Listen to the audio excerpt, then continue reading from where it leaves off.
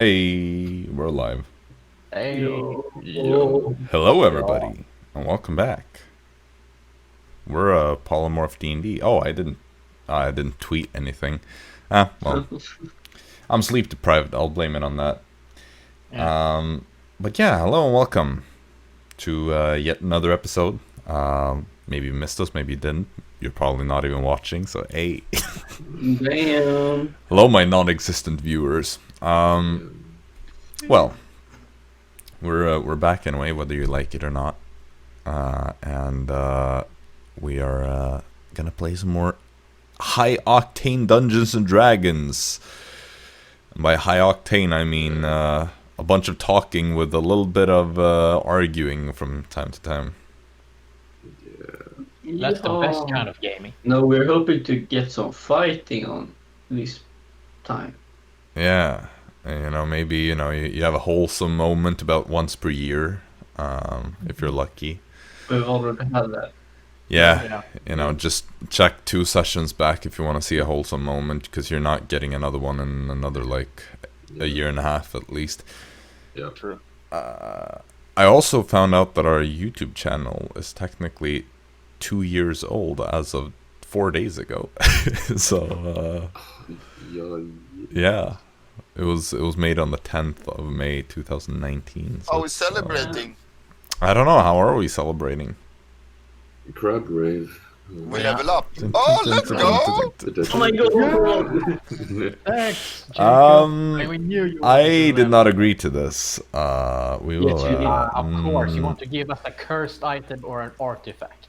We can accept that as well. I mean, we can just give the cursed item to Storm. He will accept it. I could consider giving you a cursed item. Yeah, sure. Nice.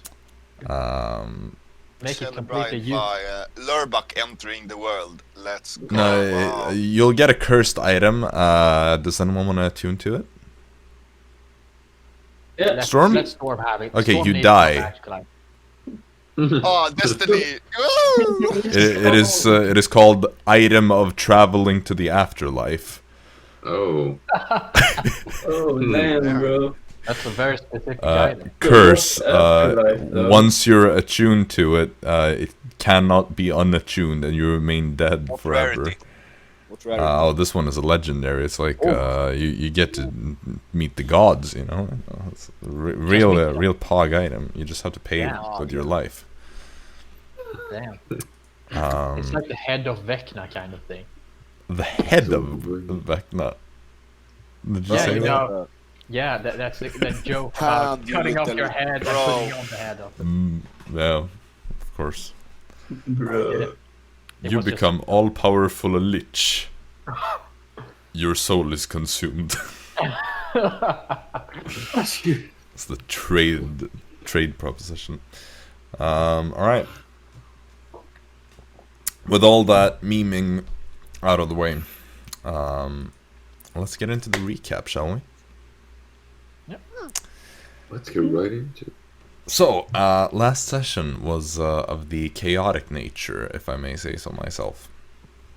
Started off just normal enough, you just come out of this kind of wholesome conversation and decided that it was time to go visit the Tide Warden Henley, to just kind of talk to her about, the upcoming hours, or the day rather, to see when the expected arrival of the Lord Protector would be. So you spent a few more hours after that in kind of strolling around the city, or just hanging out at Halden Hall. Storm, being outside at the time, witnessed the arrival of the Fourth Wind, this large airship that just flew over the city, temporarily blocking out the sun in the market square, before eventually landing on a platform surrounded by the mountainsides near Halden Hall itself. You all kind of gathered and headed over there to welcome the Lord Protector by the name of Samantha Bryce Denton. And of course, in the as to be expected, Storm got into an argument pretty much instantly with the ship's captain, as he Come on, bro. I don't know. that is Very questionable nickname, if I may say so myself. Yes. His What? name was fucking Cracker, so why can't I call him Cracker? I'm not sure if you're aware of what that word means. Oh yeah, right. That's about the word. Yeah. That was not the name. Wait, what's the? Safecracker. What's the name? Safecracker was one of his last names. The fart win was the name. Fart. Fart win.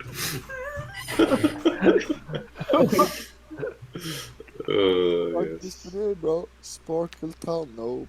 Being a dungeon master makes you depressed. Just saying, to anyone out there, don't become a dungeon master. Unless you want depression. If you wanted his name, it's Captain Norgemhart Safecracker. Cracker, there we go. I told you Cracker, Safecracker, which is his whatever. We're not getting into this now. There was an argument, and Storm was, of course, told to sleep on the floor and whatnot. You then, despite your disagreements with the captain, were allowed on board on the Fourth Wind. And you were set to travel to Montibus in the Skeuomorph Peaks, these partially sunken mountains to the east, where you were to fly for the summit of the Lord Protectors. The following morning, Storm, Fritz, and Dara all woke up on the floor of the cabin that you had been assigned to. Dara, of course, waking up first, decided to play a prank on Fritz and Storm by making Fritz spoon Storm, as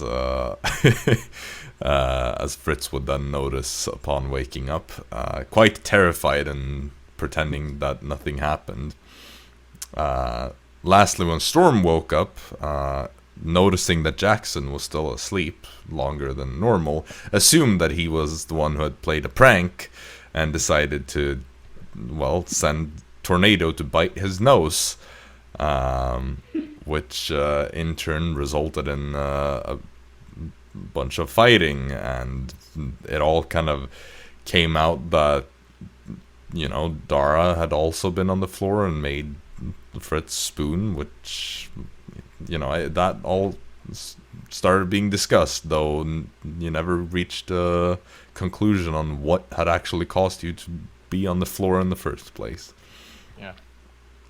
The whole day was basically just a bunch of arguments, and the following day did not turn out any better.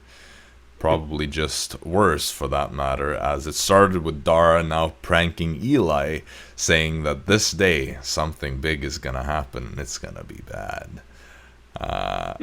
Eli, of course, being a bit of a nervous wreck, had a total breakdown, panicked, hid in the kitchen for a couple of hours, and then got absolutely blasted on alcohol. So that ended up with more arguing once everybody was gathered, and Eli, being both drunk and later charmed by Storm, was essentially put in a position where he had to confess to the fact that he is not just some guy called Eli, but rather Prince Elised of Osaria, the son of Queen Elysia. That revelation, of course, had a lot more discussion involved.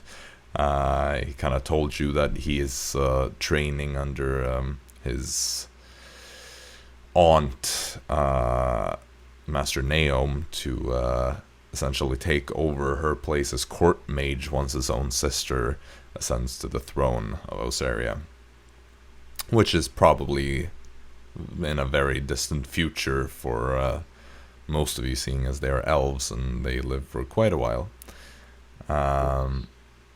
You also had a bit of a conversation where you informed Eli about the plan that you found out about from Kessler, that he was going to be essentially stealing from the Alder King's library.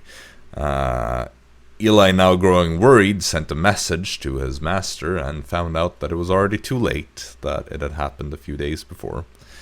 Though it was kind of appreciated that you tried to warn him at least. And you were told that you would get to speak to the Queen once you returned to Osaria. We did it. We did it, guys. We finally saved the day.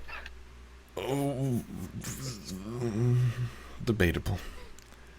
You tried. You tried. Definitely. Yeah. Lastly, as you were approaching midnight, the fourth one finally arrived at Montibus, and as we left off, you had just landed on this platform extending from a mountainside, and you were about to head outside where you'd seen a bunch of people gathered, kind of waiting for you to leave this airship. So, you're all on the fourth one. The Lord Protector, Samantha Bryce Denton, stands there, dressed fully in her plate armor. Captain kind of leaves the cockpit, and the Lord Protector turns to all of you, kind of gives you a good look, and then just says, "So, are all of you ready to head outside?" Indeed. Yes. I would like to ask you all to be on your best behavior. I happen to see that some of the other Lord Protectors that have arrived before us are already here and prepared to meet you. Please do keep in mind that not all of them are as patient as some of us. Yes. What did you say? Simon, No, you cut out. Huh? I kind of, yeah, nothing. Okay. No, nothing. No, just want to make sure because I didn't hear anything. Yeah. It just cut out completely, pretty much. All right. Well, feel free to follow. And she kind of heads for the door, opens it. The little ramp is pulled out. She steps outside. I assume you all follow in her heels. Yes. The captain kind of stands behind or besides the door, just watching all of you kind of leave the ship. Gives you a good look, Storm. Much obliged for the ride, Captain. You know, we can't change. Grunts at you when you say that. His arms crossed, standing there. I Pulls just down liked his your captain's name. hat. I liked your name, man.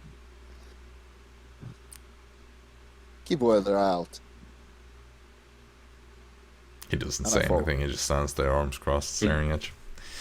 Alright, so, as you head outside, you see the kind of warm light of the fires that illuminate this platform is all that is keeping most of you from being, or some of you at least, from being completely blinded by the dark of the midnight.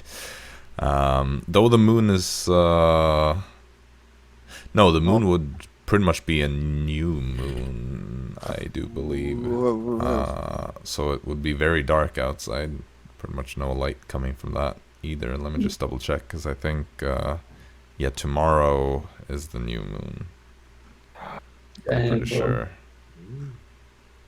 Yes.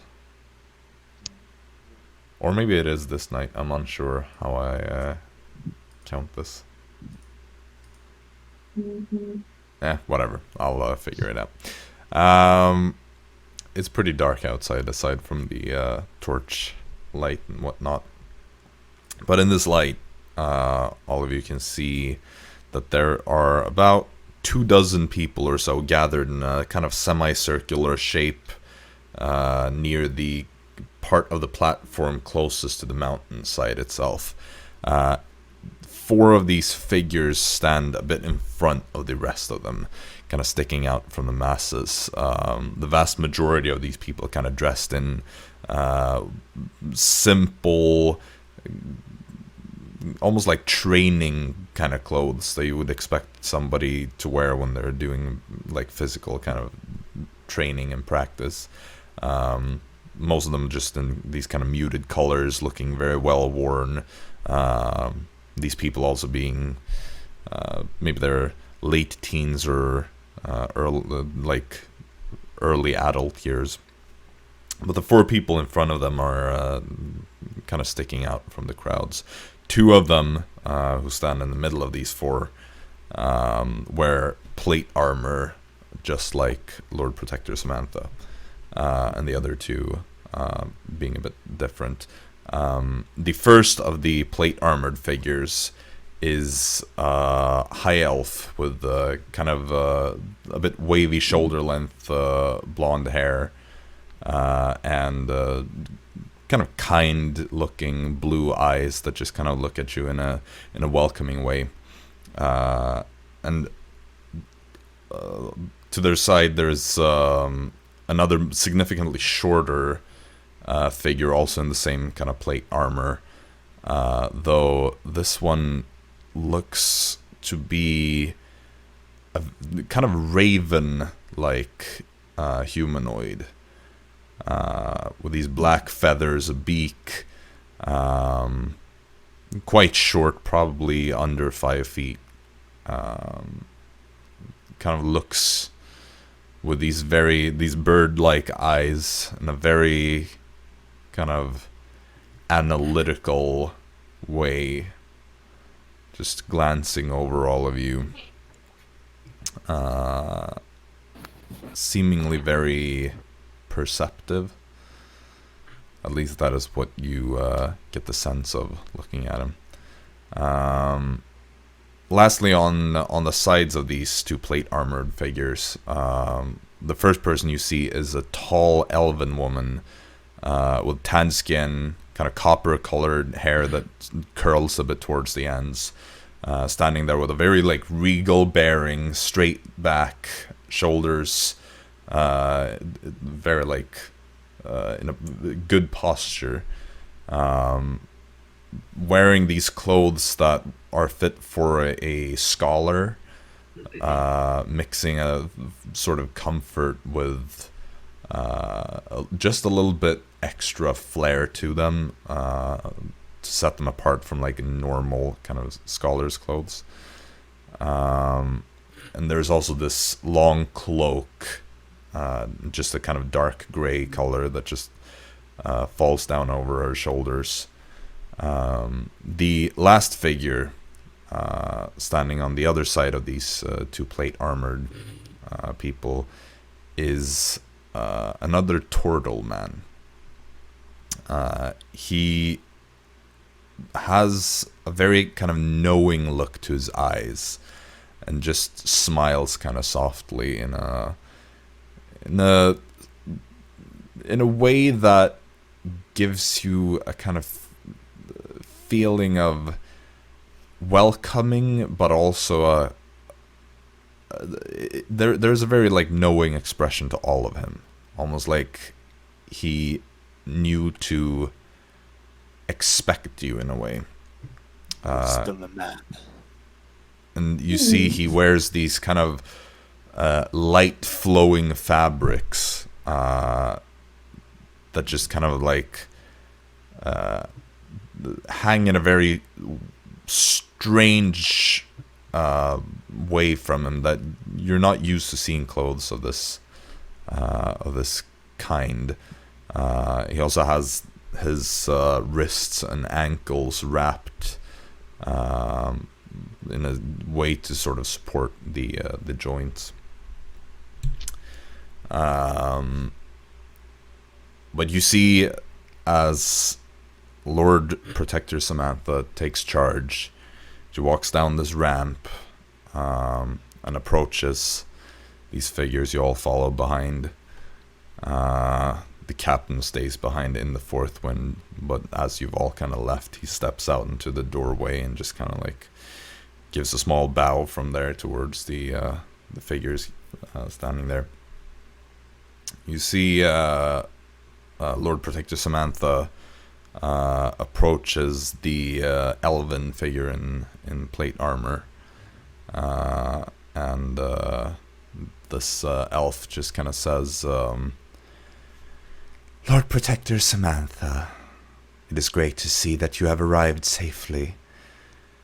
So these are the ones, then?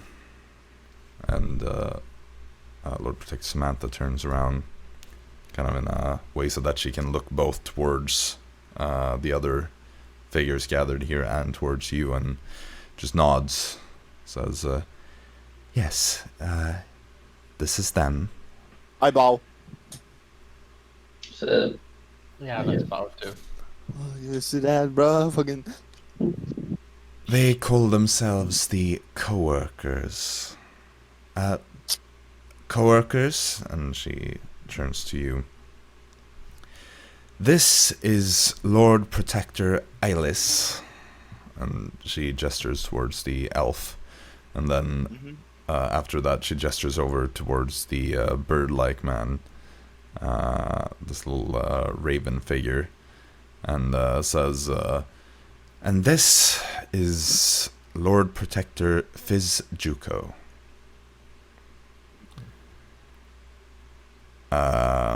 He just kind of stands there, crosses his arms, just gives a very faint nod, not letting his eyes drift away from you, just keeping them very, in a very intense kind of investigative stare. After that, she goes on to gesture towards the other elven woman dressed in the scholarly clothes, and says, this is Curator Rayona. And lastly, towards the turtle, and says, and this is Arbiter Ephraim. Co-workers, if you would not mind, I would like to ask you all to introduce yourselves. The storm at your service. I point to Jackson.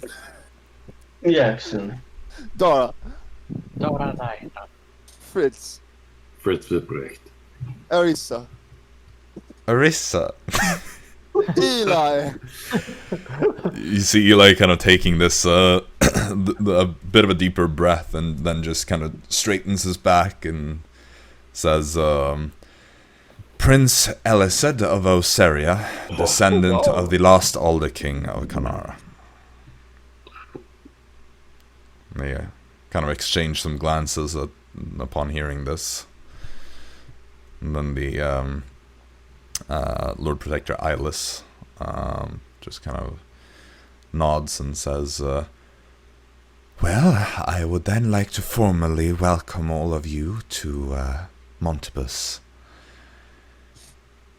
This place is, shall we call it a holy site to us? You will find that it has many special parts to it.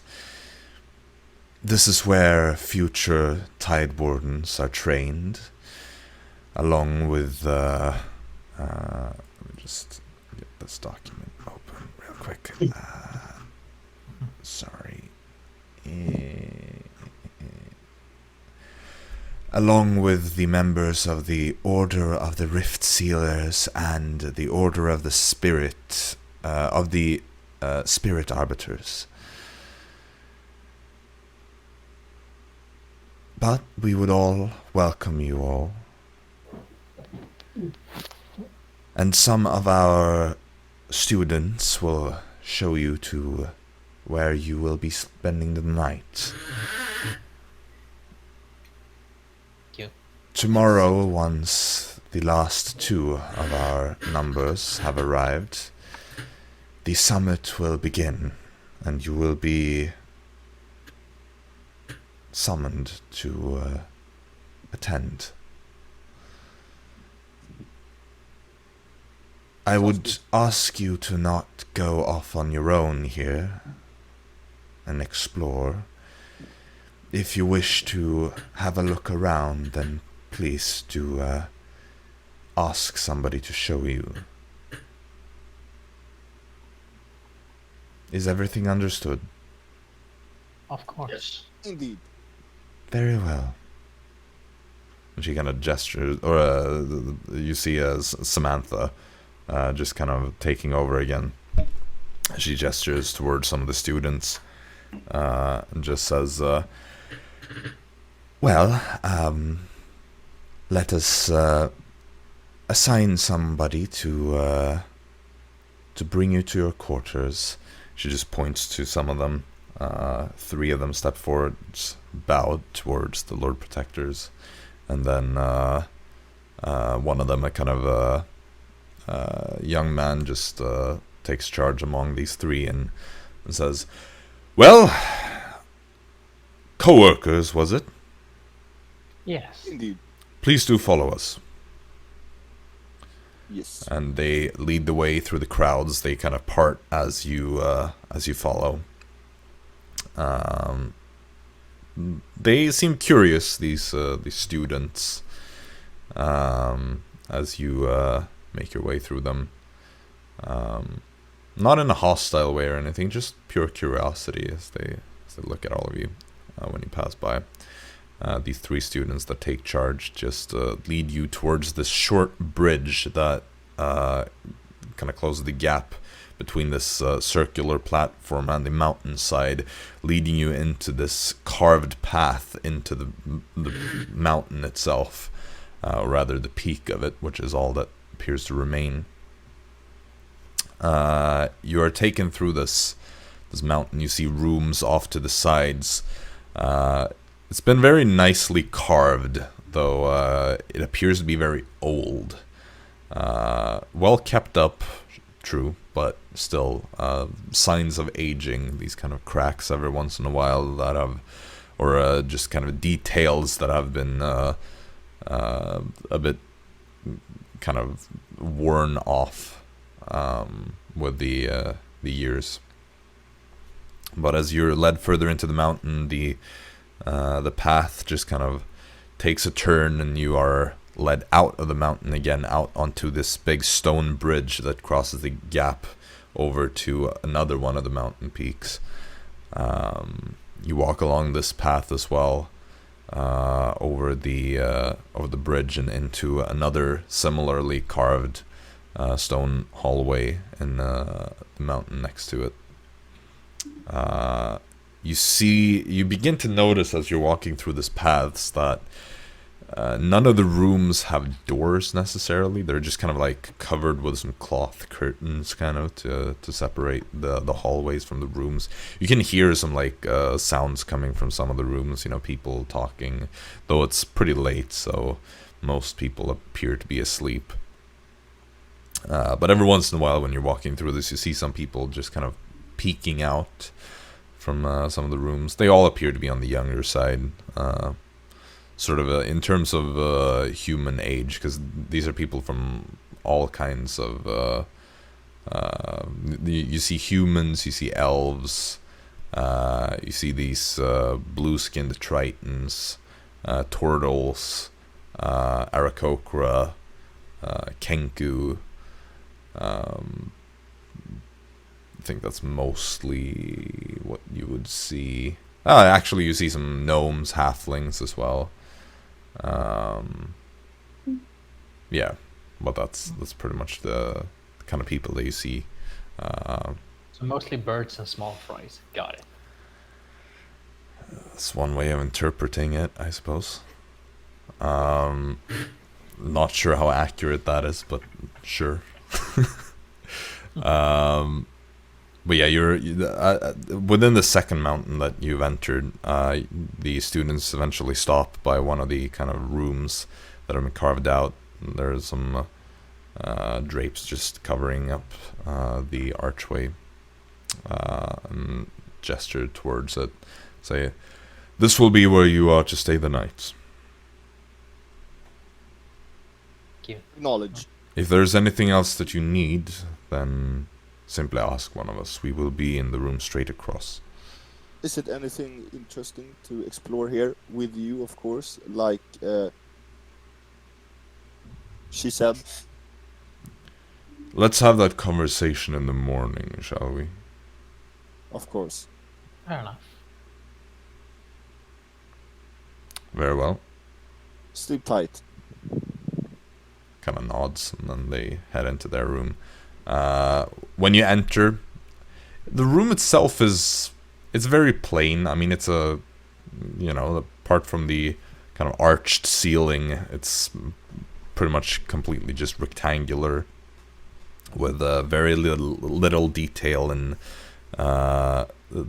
especially what you notice is that the furniture, everything appears to just be carved directly from the mountain itself.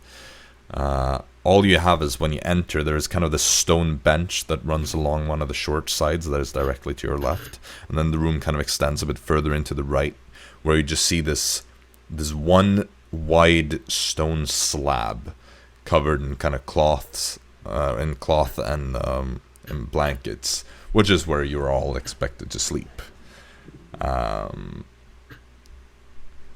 And aside from that, there isn't really anything. There are some like shelves carved into the wall, but not really anything else.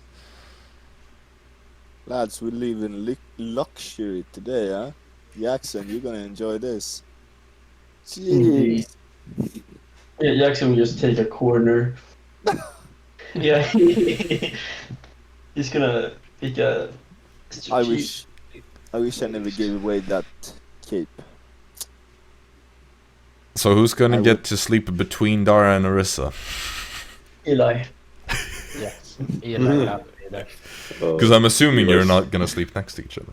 Yo, Arisa, he turned into the big snake thing, and we can lay on you. Why can't she just turn into like a spider or something? Because I get comfortable if I lay on a snake, you know? And she is comfortable because she is a snake. She just kind of looks at you. Just an idea, just a plan, you know? Right. The big one, you know? No. Well, okay. Worth a try. I think it would be problematic in this room having such a large snake. Maybe, yeah. Maybe. Yeah, I just make myself comfortable and go for it. All right. Corner pieces are the best pieces. Well, Jackson claimed one of the edges rather near the wall. Does anyone want to try to claim the other side? We shall give it to If there Fritz. was comfortable stuff, yeah, absolutely, I would claim stuff straight away. But no, there's trash. So I don't claim shit. Yeah. I'll take it. Sure. Let's go. Eli is just gonna say, well, I figure we can make it a little bit more comfortable if, or a bit more spacious if I just, goodbye, Dara. Dara just falls asleep instantly. Wow. No, but Eli just says, well, I can just sit by the foot end of the bed and sit there for the entire night instead, and I will leave a bit more space for all of you. Dara can do that too, right? Yes, she can. I'd prefer to not have to sit on that bench, though. That seems both cold and very uncomfortable. There's no padding on that. At least there's some semblance of padding to the bed, so... Well, I'd quite naturally prefer that. Yes, it's a lot more comfortable on a nicer pad. Right. Well, we'll have to make do with what we've been given. Indeed. Beggars should not be choosers, after all. Well, I suppose good night on you all. Right. Yeah. Yeah. So, are you gonna do anything before you go to bed? Not really. Rank Dara. Just kidding. Sure, why not? You can prank Dara. Yeah. No, Tornado, go bite. Come on, you got thick skin, don't you? Prank! It's gonna body slam. Right into the stone. Frank. Well, okay, so you all go to sleep then, I assume. Yes. Yes. Well, it's not the most comfortable sleeping situation that you've ever experienced. You reckon that you're probably gonna have quite a sore back in the morning, but you know, it's better than nothing. Dara, you and Eli would be the first ones to wake up. Are you gonna sleep in, or are you gonna get up? Let's leave the rest of the bed to the others, or what we refer to as bed. Sure. So what are you gonna do then? That bench. It's cold and uncomfortable. I'm gonna sit on it. Okay. Yeah. You see Eli just kind of wakes up and just looks over at you. Just gives you a nod of like, kind of like, keep to yourself and I will do the same. That kind of vibe. And then he's just going to continue to meditate for longer. I mean, he has nothing to do, really. Under that nodding, I would telepathically tell him, I'm moving over to the bench. And he just nods a little bit more. His eyes are now closed again, and he's continuing to extend his long rest because of boredom. Fritz, are you sleeping in or are you getting up early? I'm sleeping in. Alright. So, Dara, as the rest of them probably approach their kind of like wake up time, you hear a kind of there's been some like movement out in the corridors as people have begun to wake up, but you hear now some approaching footsteps against the stone floors of the corridor, and you hear some kind of cheerful whistling, and soon enough you see how the kind of drapes that cover the entrance to your room are just kind of pulled aside, and you see a Triton woman with a kind of blue skin that you have seen a few people have. These bright yellow eyes and quite vibrant deep red hair. Her eyes kind of like squinted in a way that almost gives her a curious and a bit mischievous look to them. Just standing there, having pulled the drapes aside. She wears kind of like the clothing that is similar in style to the a lot of the students here, though it looks less worn and just kind of a bit more. A bit less patched together and more organized. You see the kind of emblem of the five-pointed trident on each of her shoulders, and she just kind of looks in, gives you a nod, and then walks inside, sits down on the bench, and leans back. And just sits there, waiting. It's one of those awkward times where Dara doesn't actually know what to do, so she's just gonna sit in silence until the others wake up. You just see her kind of like looking over in the general direction as the bench kind of faces the beds. She just kind of like looks up at the wall and ceiling in that kind of corner of the room. Just a faint smile on her lips, looking as if she's thinking about something. Eventually you notice how your coworkers kind of begin to stir in their bed as everybody kind of slowly starts waking up. Storm, you would probably be the first one to notice the presence of somebody else as you're kind of stretching there, feeling your back a bit sore. This is even kind of harsher sleeping conditions than you're used to. But as you kind of sit up just a little bit, you see this unfamiliar woman sitting there on the bench, not far from Dara. She just kind of notices that you've woken up, just looks to you, gives you a bit of a nod and a smile. Nice. She seems not like a threat, so I just chill for a little while. Yep. Nice. The rest of you slowly also wake up, though you take a bit longer to look around than Storm did because of his passive perception. Always on the lookout for something. But you all eventually kind of start getting up and you see her one after the other. And as she kind of notices that all of you are waking up, she just speaks and says, well, alright. I think it's time for us to have a bit of a chat. Sadly, I couldn't be there last night when you arrived. Otherwise, I would have come by and, well, said hi to all of you then. Though I was a bit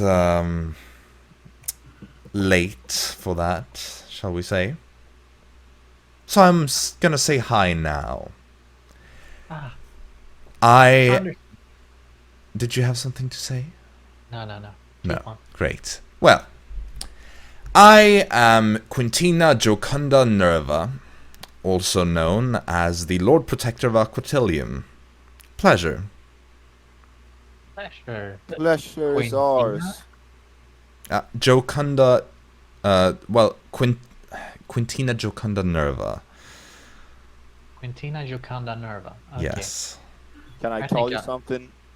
Or do I have to say your whole name? Well, considering that we are in an informal setting, I will accept simply Quintina. Perfect. Though I need you to keep up the appearances once we're at the summit. Couldn't have you disrespecting me like that in front of the other Lord Protectors. So I have to say the whole thing? No, but the title and name will suffice. Okay, Lord Protector Quintina. Boom. Excellent. Damn, perfect. Though I'm not much for honorifics when I'm in a casual setting like this. Of course.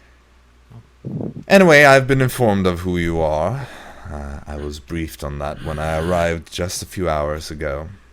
Nice. So who am I? Well, you would likely be Storm, wouldn't you? Oh, Captain Storm. Oh, gosh. Everyone else disrespecting me, but I can't. Oh, I'm sorry, are you that... Oh, no. Do you require titles to be said in an informal setting? Oh, no, okay, well, good. I thought we just established that this was a casual conversation without the need of honorifics. Well, you said, like, they said only my name. You said, they said Storm, you would be I've Storm, been informed of the titles you claim. Oh, well, perfect. Casual conversation, perfect then, Quintina. Very nice. Indeed. Yes. So, I just wanted to come here and give you some, well, first of all, I wanted to say hi, but then I also wanted to give you just a little bit of advice. Just to prepare you a bit before the summit itself, because I assume that you have come completely unprepared for what you're about to witness. Indeed. Well, let's just say that the summits can get a bit chaotic. Okay. As Lord Protectors don't always see eye to eye on everything, and there are some more or less strong personalities involved. Myself included, of course. And so I just want to let you get a bit of a heads up what you are going to be attending. Very nice.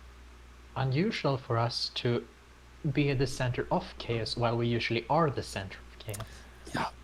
Well, I don't expect you to get many words said in the first part of the summit anyway. I still don't get why we are in the summit. Is the summit only summoned just to get us out of here? We have some other matters to discuss as well. Things that have related issues, shall we say. That's it.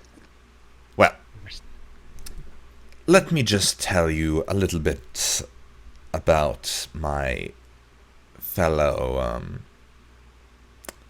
let's call them co-workers. You appear to be fond of that word, aren't you? Very nice.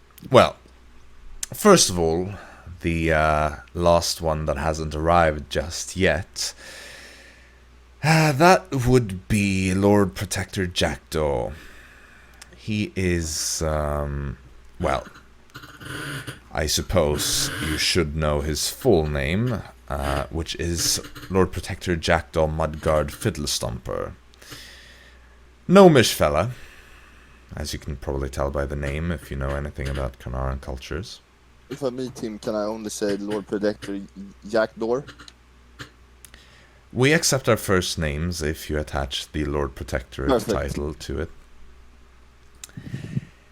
Let's just say that he will be the most difficult one for all of you to manage. He is the elder of the of our numbers, and he is in a sense the de facto leader of the group. Sort of took that responsibility upon himself after all his former peers retired or passed away. So now that we are considered the younger generation compared to him, then well, you can imagine that he thinks that he is superior to the rest. Grumpy and easily annoyed, by the way, so be careful. Tread on thin ice when you're around him. Don't stomp around.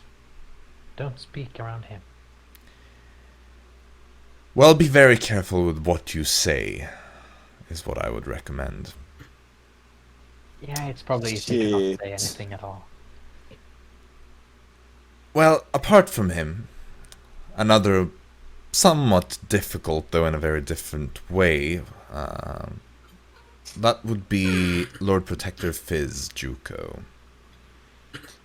He looked pretty pissed. Well, let's just say that he has a tendency to remain silent for long periods of time. And he... Well, you traveled with Lord Protector Samantha, correct?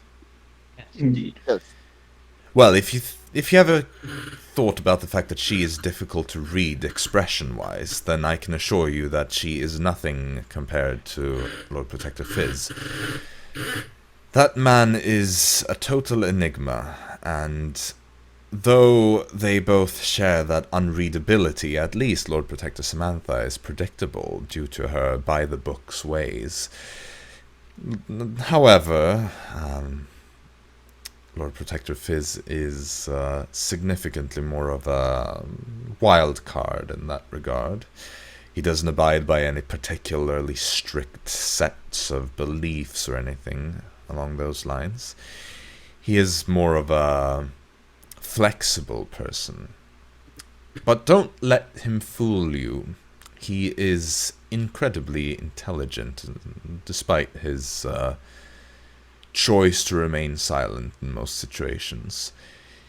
You can assume that when he isn't speaking, he's simply planning on how to make his next sentence as important as possible.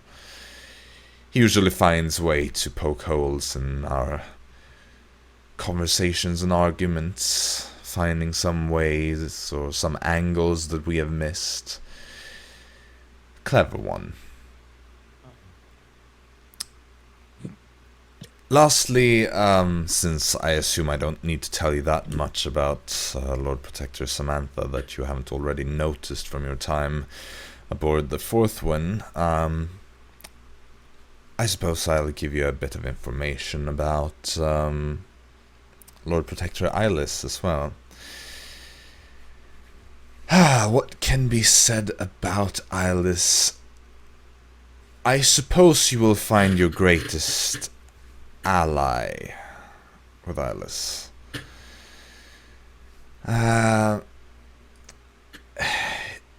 The others can be difficult to persuade. Eilis, on the other hand, is quite easy to appeal to if you use emotional arguments.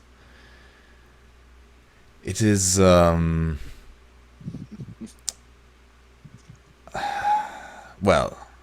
they're very empathetic, unlike the others, so I'm certain you can find a way, an angle there.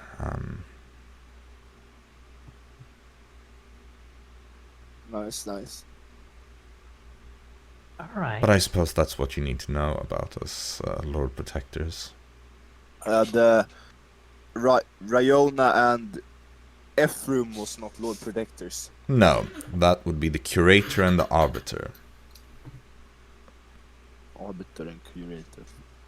Perfect. And they won't be a part of this meeting? They will, but they are formalities and take up more of a... They fill very different roles. The summit is largely for the Lord Protectors to discuss and debate and argue and make decisions. The Curator and the Arbiter are there to formally begin and conclude the summits. They have very high-ranking positions here in Montebus, and they have the leading positions within their orders, the Rift Sealers and the Spirit Arbiters. It is, well, you know, they don't really have that much of a say in the actual debates, if we put it that way, but they can be advisors for us if we need their guidance, though most of us are a bit too proud to specifically ask them for help. They can be quite easy to get along with, though, I will say. Quite good folks, both of them. Wow. We like that. Indeed. If you have any more questions, please do go ahead and ask. And what is your intention? My intention? Not telling us all of this? Well, I just want to give you a bit of a fair shot. It can be quite overwhelming to be thrown into a meeting with so many strong personalities. Overwhelming, so to speak. I suppose I just wanted to also say hello and get a chance to speak with some outsiders. I'm sad that I didn't get that opportunity when we last received news about the other outsiders. Nice. Hello. I am Lizard. Thank you, I had but- observed that. Nice, good stuff. Where's the black bird from? That people? Is he from? Oh, the Kenku. Yeah, They hail from Aviarius. north, south, west. Northeast. The northeasternmost isle of the Canaran Isles. Only filled with kinkus. Kenku and Aarakocra, mainly. They were once probably quite close to native to Montebus as well, prior to the submergence. I gotta get to know people a bit more. Yeah, nice. Any other Just wondered. questions?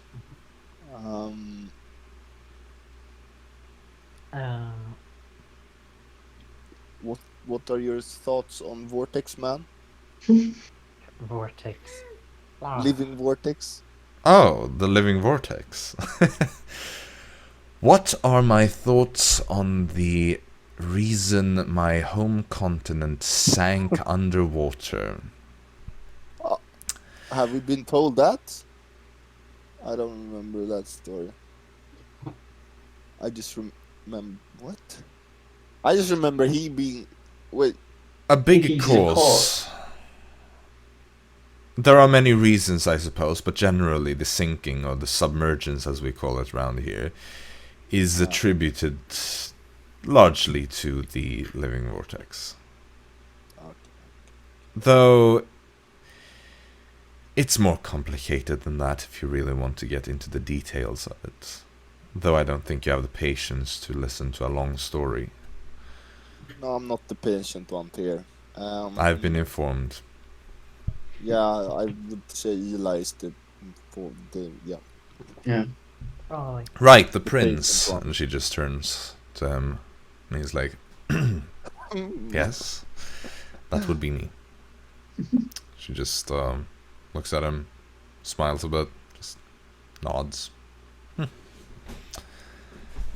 Well, I don't suppose that you're planning on sticking around very long, so you'll probably never hear that story. Unless you return. I'll return to kill the living vortex. She just Bask laughs. in my glory. Yeah, she just laughs at that. But might need some help, you know, from Lord Protectors or someone. You don't say. You never know. You never know how strong Storm becomes. Probably Or not nowhere. more powerful than the founders. Well, you never know. We've met some lumps and stuff, so Lumps? we've been around the block. Lumps the block? What are these things? A god is split into many parts. Right, well, Karnara, as you may have found out already, is quite a godless place. Yes, but where we from, they're gods, so we just check up some gods up there and then gain some power, and then we come here to help Whatever you guys gods out. you may have appear to be quite uninterested in Karnara. Yep.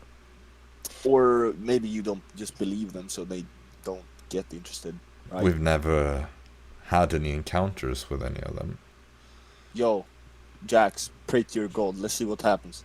No. It's been quite a while since any of the gods responded to anything here. Ooh, it's the barrier. I swear, you know, the connection might. No, be the barrier here. that was after the last time. The barrier did not yet exist around then. Let's just say that there was a bit of a cataclysmic event, followed by the last appearance of, well, the last of the gods, I guess. And then, after that, nothing. So you hate the gods? The gods are just simply not viewed as gods anymore. They're just viewed as mortals. We have seen no signs of them even existing any longer. Nobody that lives today has any memories of a time when the gods spoke. You got any myths? Silvertooth, mermaids, kraken. What, you mean like the Living Vortex? That is not a kraken. That is a fucking. No, I didn't say so. I just mean you That is asked no for myth. stories. Well, there's no myth. Have you seen the Living Vortex with your own eyes? I have, from a safe distance. Ooh. Safe distance? I don't think any distance is safe with that thing, huh? A fair and astute observation. But safe enough for me to survive it. Nice. Relatively I'm safe, at jealous. least. Can I meet the Vortex man? Just go for a Calling swim. it the Oh, okay. Stop calling it the Vortex, man. That sounds good. No. Yes. And So what no is myths. what is expected of us coworkers to get in here? Are we supposed to dominate the debate? To No. No. If you try anything like that, I'm certain that Lord Protector Jackdaw will shut all of you down quite quickly and not be very helpful going forward. of course. I believe that what is expected of you is that you attend, and if asked questions, you answer, and if not, you Shut the wait fuck up. patiently for a moment when you may be asked of a question. Lovely. I suspect that we will all be presenting our own ideas how we can deal with your group. And then, once that is done, you may have a say in it. Lovely. Is there served breakfast here, or do you go shop that somewhere, or how's that? Right. Should we ask the- Well, I can have some of the students take you to the mess hall. Perfect. Would be The lovely. students right over there, in that door. I'm pretty sure they were. Certainly. Perfect. Nice seeing you. Wait. Quintina. I did not do that in the game. I see you, Quintina. See you at the Summit. summit, indeed, yes. When we are summoned after breakfast and everything. Hell yeah. Indeed. Oh, and I would appreciate it if you keep this encounter a bit on the down low. It was not necessarily an official meeting, this, as you can probably understand. Of course. Of course. No need to lie about it, though, if you're put in a position like that. Just don't go speaking about it with everybody. Of course not. Very well. I suppose that concludes our little talk. Keep Thank a you. weather eye out. Is that a phrase from your homelands? He's the only one who says that. From my... Right. I haven't even heard another captain on the sea say that, so I assume it's only me. My fellow co-worker says it sometimes. No. It's a joke. Huh? Huh? I thought we was going to be nice from now No, on. I just said that Exactly. it's probably a joke when they said that. It wasn't intended to be me. Well, anyway, we have to discuss a little bit on, you know, what everyone should know before, you know. So we got Of the course. stories, all the details straight. Of course. Well, if you have no more questions, then I will leave you to your own devices for now. You can Right. expect the arrival of Lord Protector Jackdaw sometime this afternoon. He has quite a long journey to make, but luckily, the Taito Alba is the fastest of our airships. Lucky. Indeed. Very well. Walk with the founders. And she just gets up and strolls out of the room. Yo, lads. Did you hear Jackdaw's last name? I can't even remember that. Phil Stomper? Yeah, they do have weird last name. I Mhm. agree. What the fuck is up in this place? Okay, no disrespect though. It was just fun Okay. name. Okay, just refer to them as Lord Protector and whatever their first name is. Indeed, indeed. And hope for the best. Yes. Well, if everyone would have a different idea of bringing us home, that's awesome, because then we have like so many like different things we can do. Everyone to say something, you know. Eli has to become a prince. Freaking Yeah. Jackson has to kill his whole family. Yeah. Yeah, let's not say that one. Or Or at has to least- go on the rock. Fritz, he can live his life here. He just wants peace. And I have to rob places, so we get Oh, I some- don't think Can we rob should here. say that though. I should I have- also add that I am a prince. I will not become a prince. I was born one and I will die one. Well, the details aren't important for that right now. Now No, we're you just prince boy. That sounded awfully derogatory, so... Prince boy. That. Okay, my bad. I really need to have a lesson with all of you before you get to meet my mother. Yes. Yes, Ooh. yes, we need. Last time we spoke to royalty, it did not go well. I And the wonder why. time before that, No, we it didn't don't put that up We anymore. don't- Can we we- live a new life from yesterday? I agree. Eli brought this up. We are not rude to each other. The one who gets rude get Mhm. bitten by tornado. So if Okay? you are rude, you get Yes, bitten too. tornado will bite me. I will just tell Okay, him nice. Just a quick question. What if Tornado is the one being rude? What happens then? He can be rude. He's the alpha here. He can do whatever he likes. But And see, here's Tornado what- just comes out and just crawls his way up to Storm's shoulder. You see that alpha?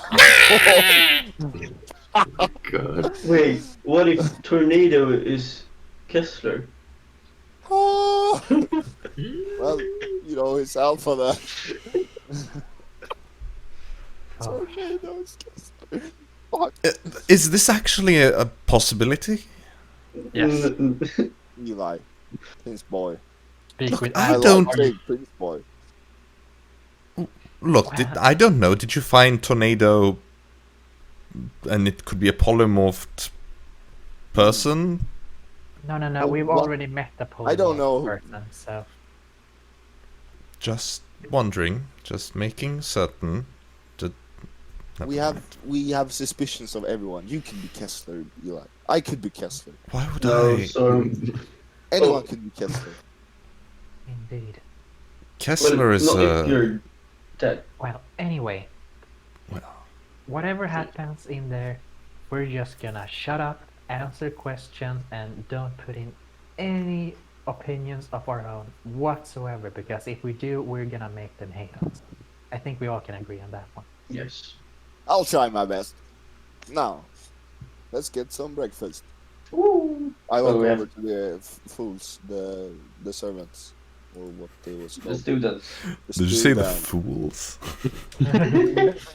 Hey, you fools, bring Hey, you breakfast. fool. I can't knock in on the stone, so freaking. Hello, students. Hear some shuffling, and then the curtain is kind of pulled aside, and you see the same man that kind of took charge last night. Right? The coworkers is quite hungry. Do we buy it somewhere, or how does this work? John's. Yeah, Jons, but well, I can take you to the mess hall. That would be lovely. Sounds perfect.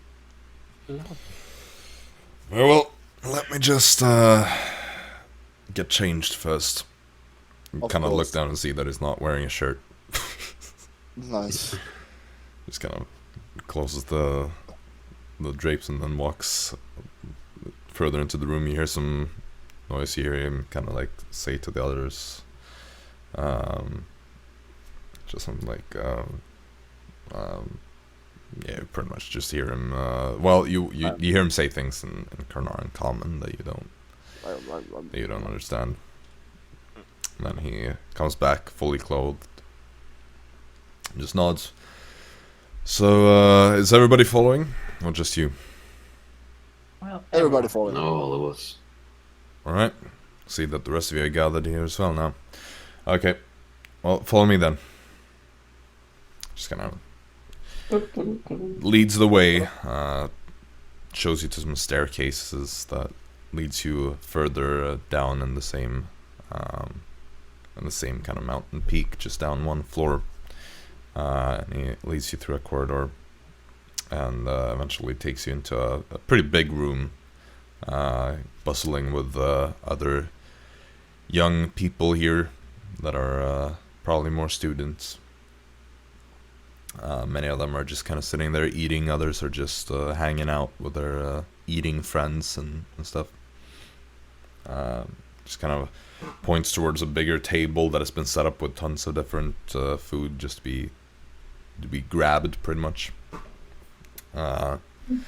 Just points towards that and says, well, feel free to grab whatever you like, but keep the quantities moderate. of course. Understood. Alright? Can I leave you to your own devices then? Thank you.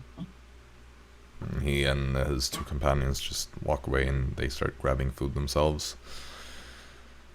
I assume you all just kind of grab something to eat, Yep. and then Yep. Yeah. Alright. You do that. Fritz, you make a sandwich. Mhm. Cool. Oh, Of course. God. Yeah, you can find some of the ingredients for your special thing, whatever that may Yeah. be, but there's like something missing, Yeah. whatever that could be. Yeah. X ingredient is missing, but you have Y and Z. Yeah. And before we find out that Maps. Fritz's like special sandwich is just like ham on bread. That would So you be so found the bread. anticlimactic. Bread and lettuce. That's it, baby. Now that is a meal if I ever heard one. Yeah. Alright, well, Yep. That's how we win over the Lord Protectors. Fritz makes them sandwiches. 10 out of 10 plan. Cannot go wrong. Yeah.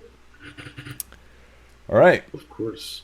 Well, you just have your meals. Find a table. Again, these tables and benches have been carved from stone.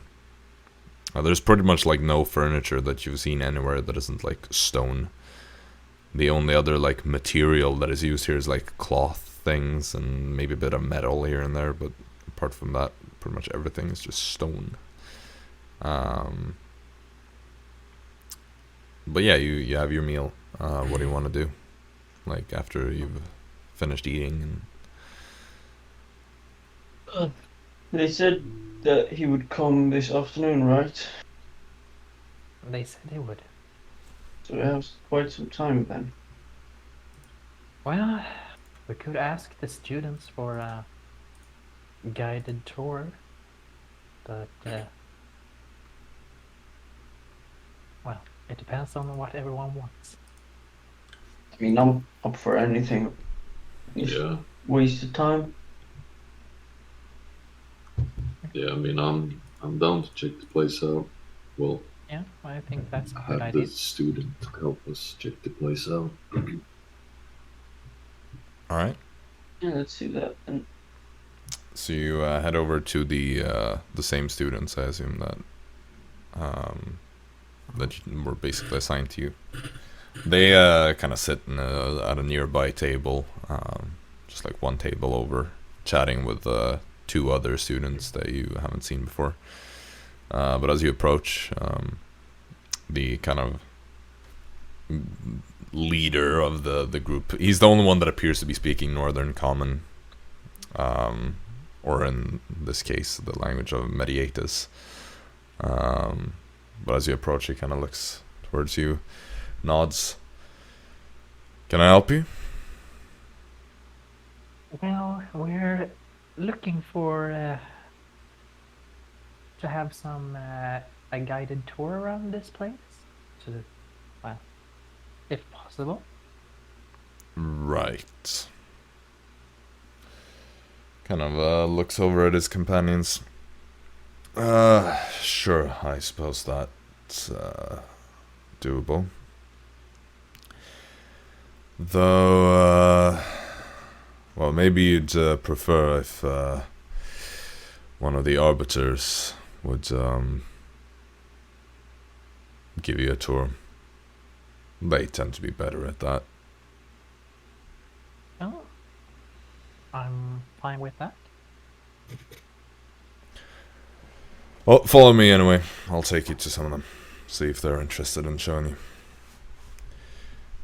He kind of gets up, says goodbye to the others, letting them kind of relax and have their breakfast in peace. He seems to have finished his anyway.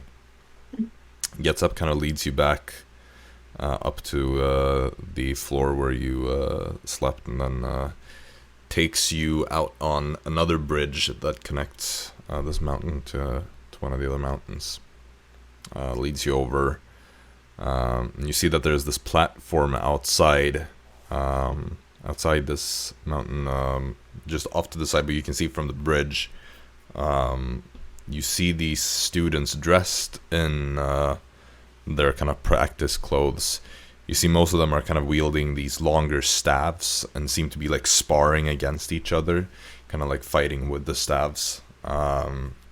You see from a distance, you can tell this the turtle man, Arbiter Ephraim, standing there with these kind of almost like ribbons on his flowing clothes that just kind of blow in the wind. He has a very peaceful appearance with these kind of light-colored fabrics that just move in tune with nature's winds. But as you're taken across the bridge and into the mountain, you have to go through a kind of corridor, and that then eventually leads you out onto this platform where they are having their practice session. And you see Arbiter Ephraim just kind of like takes note of you as you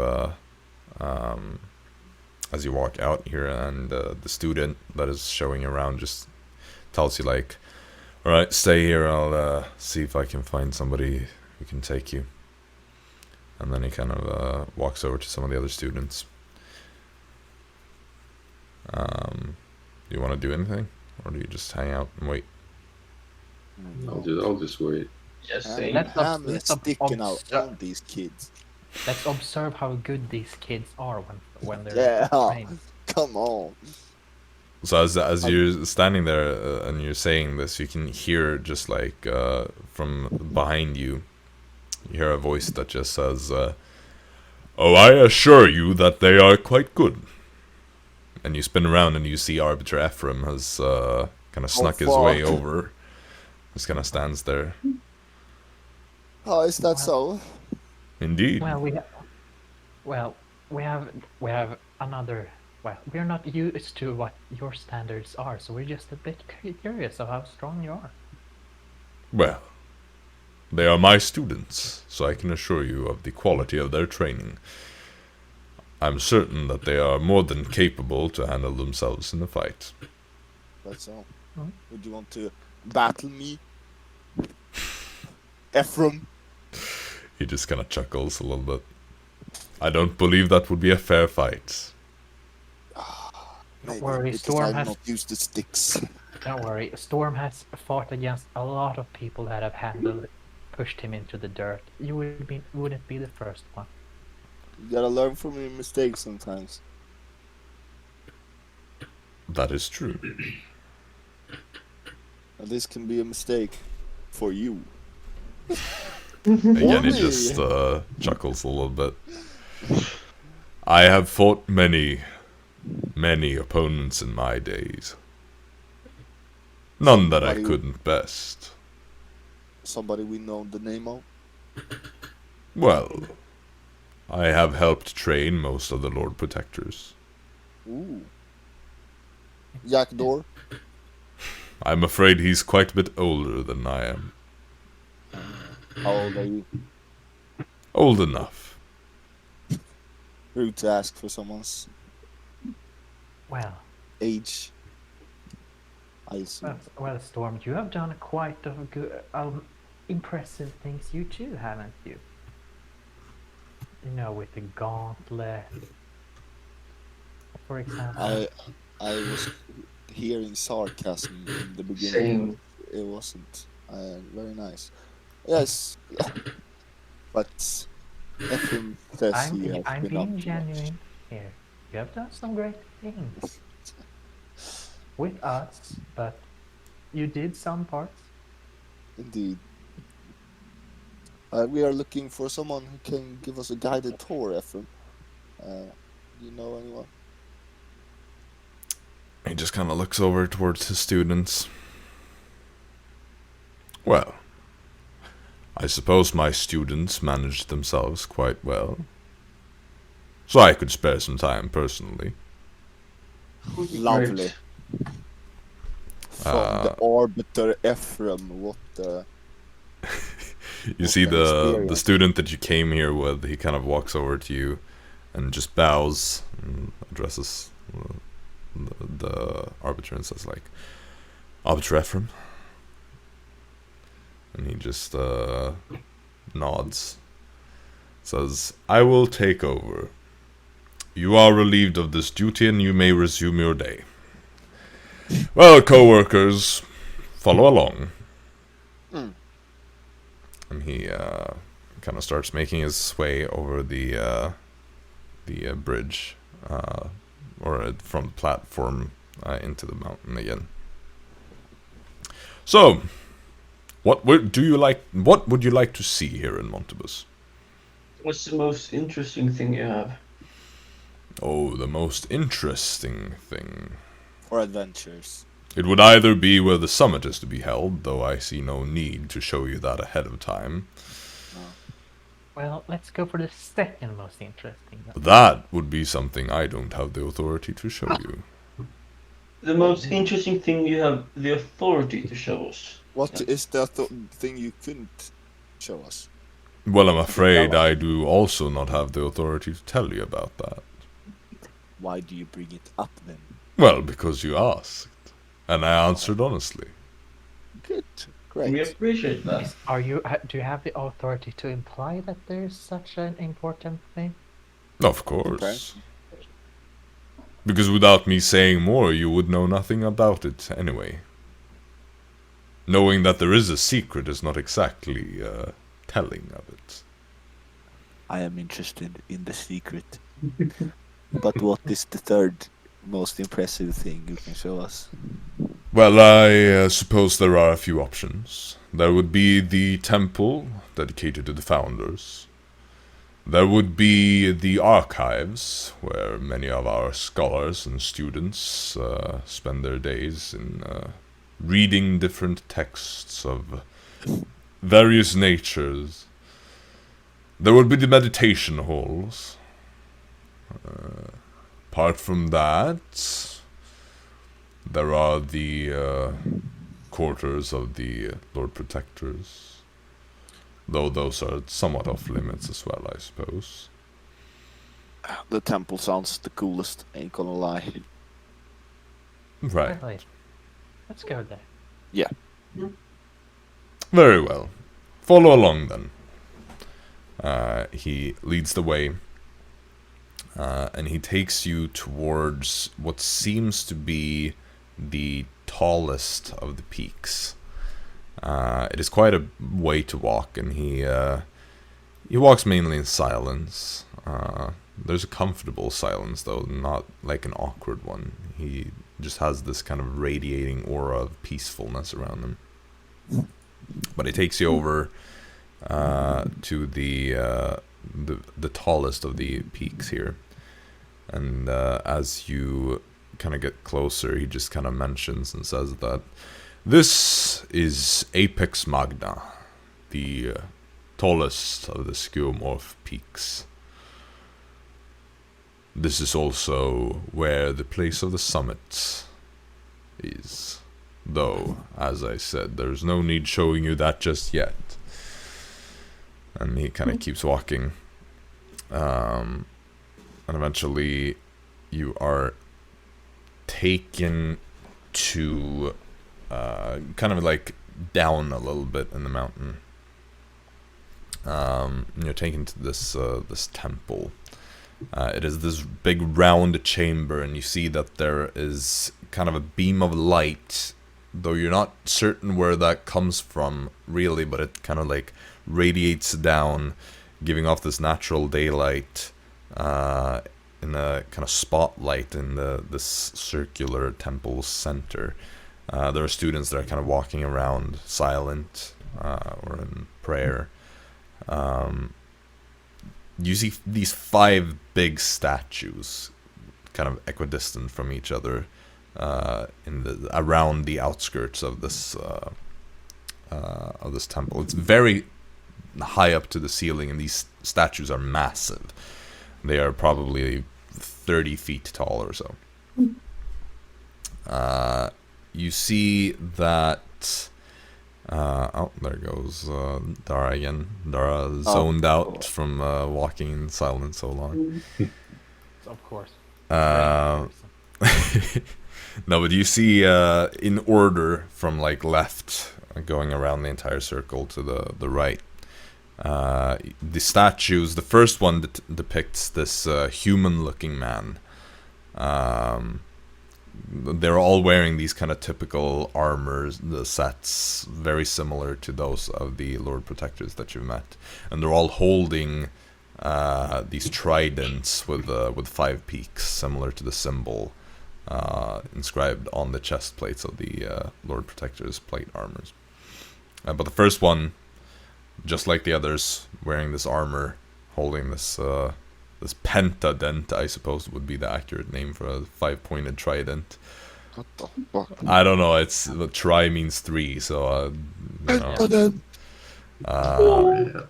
But So if you have a spear, it's a monodent. it's just a dent. There are 2, then it's a dident. Something like that. No, but yeah. Anyway, the first one is this human-looking man, kind of has a bit of a beard, kind of longerish hair that almost goes down to the shoulders. Quite stern expression, though that seems to be a trend among most of them. The second one is a bird-like figure. These wings coming from the back. It is a kind of normal-looking bird. No, it does not look like a kenku. This looks like an aarakocra, because it, proportional-wise, looks taller, kind of the similar height to the human statue, and some of the others as well. And it has the big wings on the back, which is the giveaway, because the kenku that you've seen don't have wings, but the aarakocra do. The third one is a smaller statue, as this depicts a gnome. Just a gnome woman, looks kind of maybe a bit on the older side of things. Would probably be the equivalent of like late middle age. Has these like spectacles, which makes her look very like intelligent. The next statue is this regal-looking elven man. Like very long, smooth-looking hair, sharp features, and a very also like stern expression, serious, though elegant.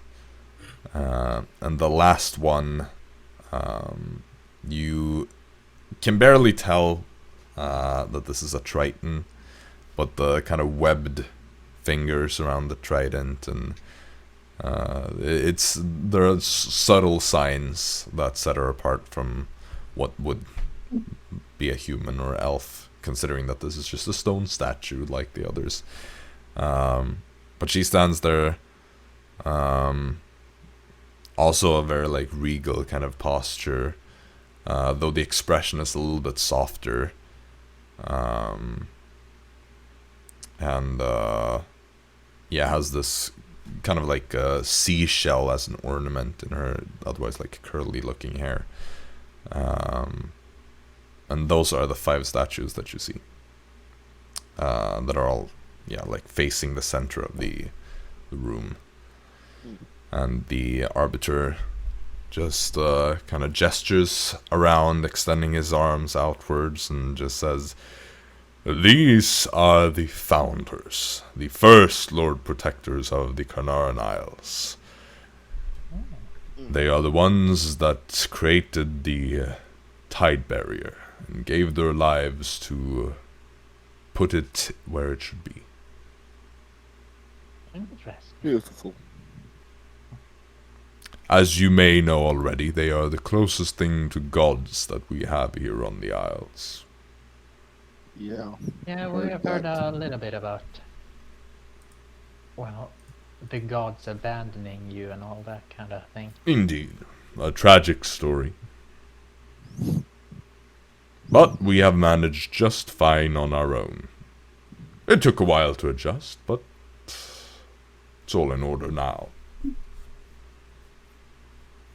So, now you have seen our holiest temple, dedicated to the founders. Lovely place. It's a very intriguing concept. Indeed. It was constructed here on Montibus because Montibus has always been a strange place, a special place. In what way? Well, it is a city of mountains, and it is probably the only special city that survived the submergence. Many of our other former capitals and such were drowned.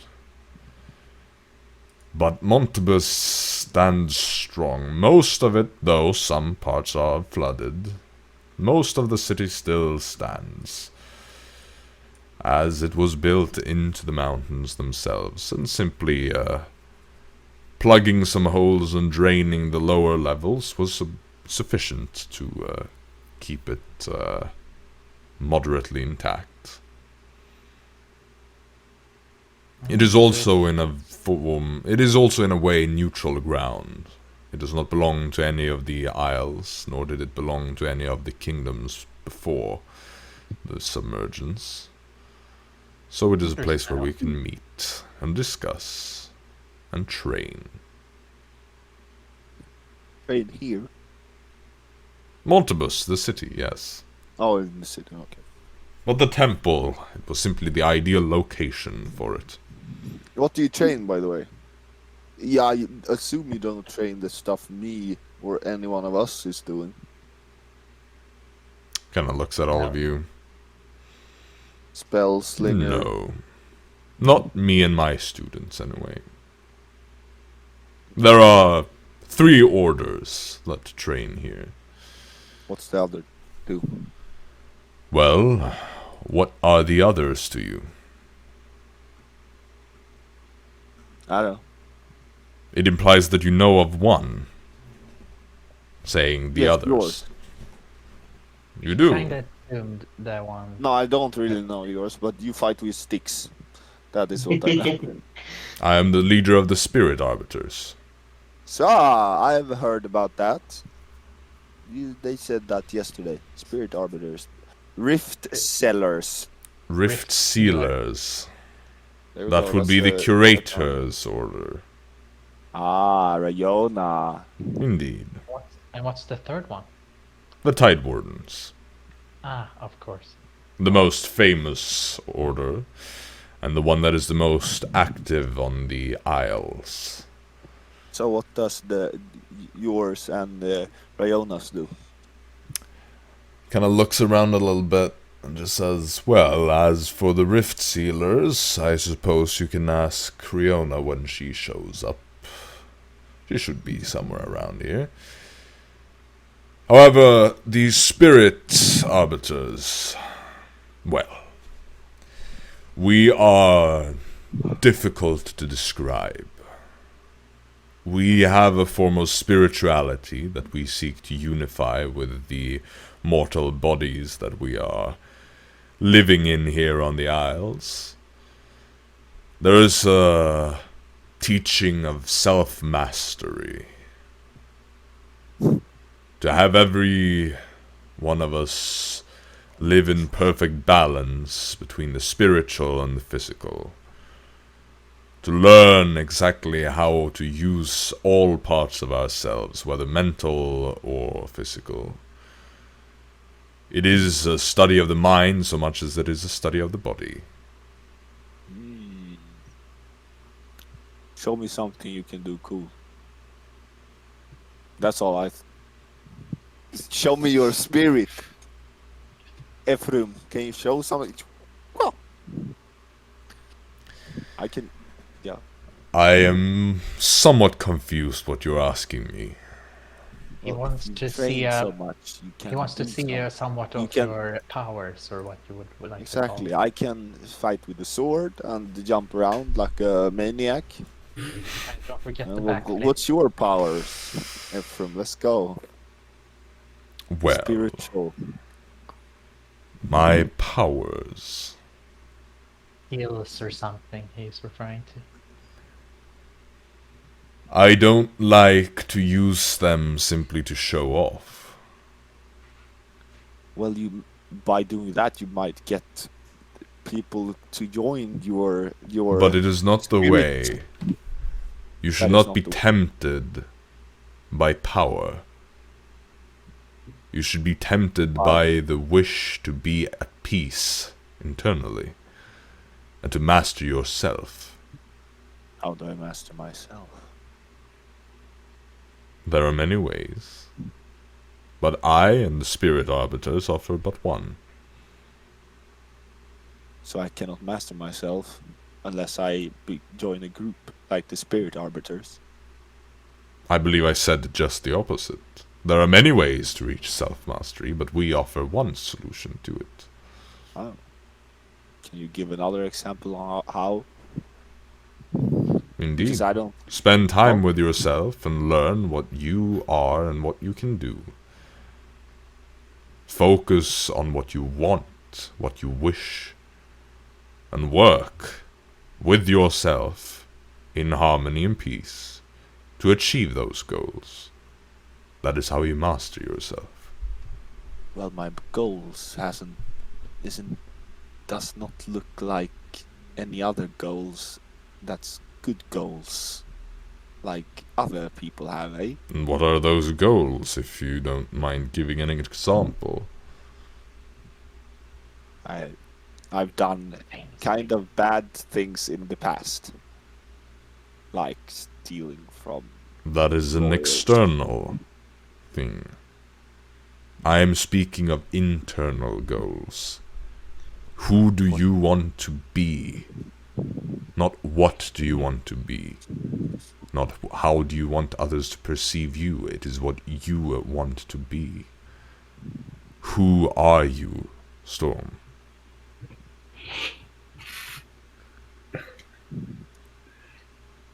This is much information to get into my head. Eh? Yeah. Am I the only one who don't get Ephraim here? I think I do get him, but I think it's kind of hard, especially for, well, your goals, for example, Storm, rely on how other people perceive you, so it's...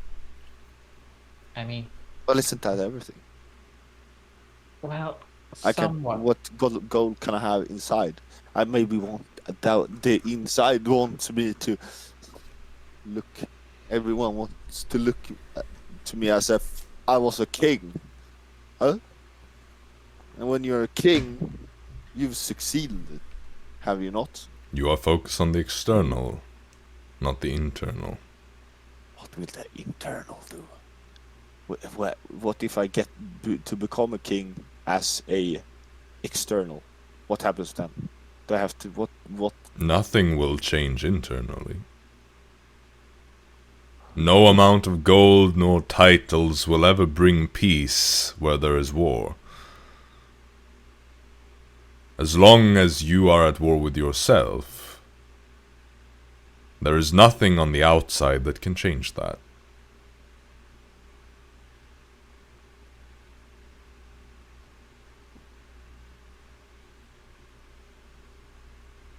Do you feel like you understand now, or are you just as confused as you started? We're getting there. We're getting there. Small steps. I can hardly teach you to master yourself in but a few minutes conversation.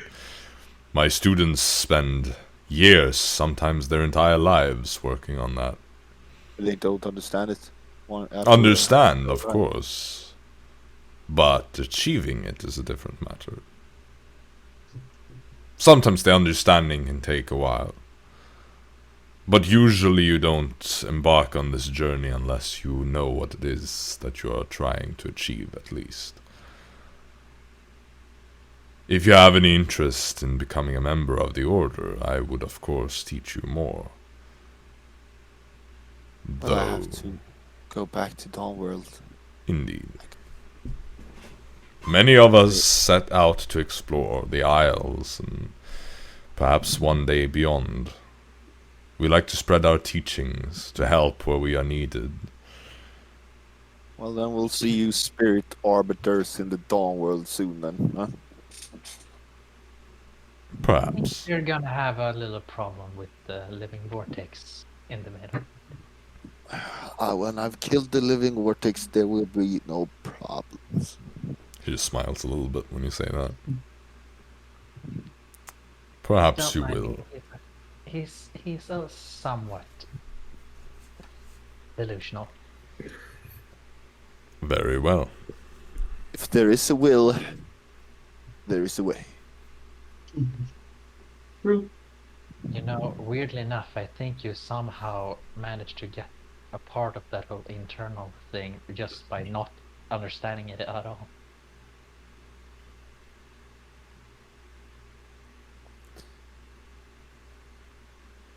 I have no comment. Well, could we maybe see that meditation place you were talking about? Indeed. We are not far from that. Though, if you wish to know more about the Rift Sealers, you should probably speak with Riona first, the curator. Well, we would like to know about those, so... Well, let's see if we cannot find her then. And he just kind of walks further into the temple, towards this kind of beam of light in the middle. Do you follow? Yeah. Alright. Yeah, he just takes you over to the opposite end, kind of into another corridor that leads to some other rooms and whatnot. And sure enough, you do see Curator Riona in a kind of smaller room off to the side. Some kind of students listening to her speak. Though it is all in Carnarvon Common, so only really Jaxson would understand. But due to the context, it's difficult to keep up with what it is that they're talking about. Mm-hmm. Didn't Eli know Carnarvon Common as well? Yeah, but I was talking about you guys. You know. Aww. However, she soon notices the presence of Arbiter Ephraim and just kind of tells her students, like, well, I will be back later. And then walks out of the room to the Arbiter and to all of you. She turns to all of you and says, a pleasure to meet all of you. I wasn't expecting you to come here to the temple. Oh, Though, my pleasure. it seems that the Arbiter is showing you around. Indeed. That is true. We were a bit curious, and we had some free time to spare. And we were a little bit interested in the Rift Sealers, I believe that those you guide are called. Right. That is indeed correct. The Rift Sealers. What can I tell you about us? We are... I suppose there is a word that is somewhat archaic, though describes us well enough, which would be that we are, in a way, the priests of our religion. We teach the ways of the founders, and we are servants of the Lord Protectors, as they are the heirs to the founders themselves. We are the leaders of the religion that is common among the Isles. We have much in common with the other orders, as we are all three interconnected with each other. Priest, I do believe, would be the closest one word to describe us with. Not perfect, but close enough. We are an order of the clergy, at least.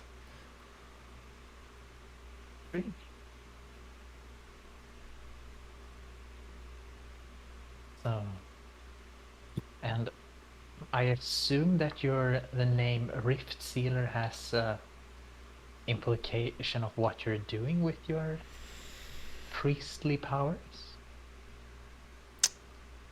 In a sense, but perhaps not as obvious as it could seem. It is as much a metaphor as it is an actual description. The rift can both be viewed as the rift between planes, as much as it can be the rift that was torn in our peoples. Sealing rifts to us means partially just to mend a population of the Isles, to unify, to help cooperate. We are diplomats in a sense. Intriguing. Whereas the spirit arbiters, and she kind of looks over to Arbiter Raethran, whereas they help the individual make peace with themselves, we aid the people to make peace with others. I see. So, you work more on a collective scale, well, what you could say. You could say that, yes. Oh. I'm a bit curious.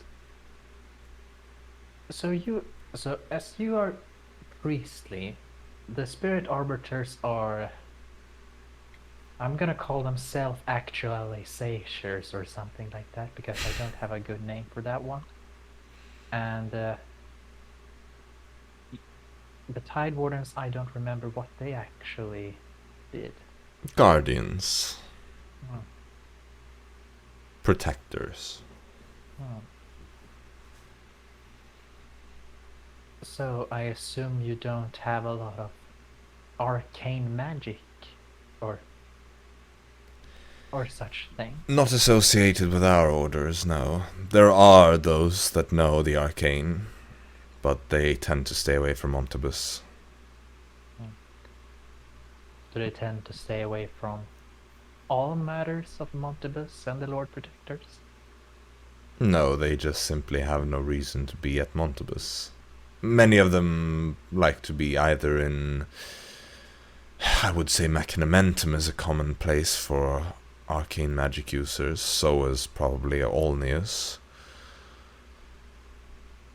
And of course the Viridentia is more reliant on the arcane rather than the spiritual and clerical.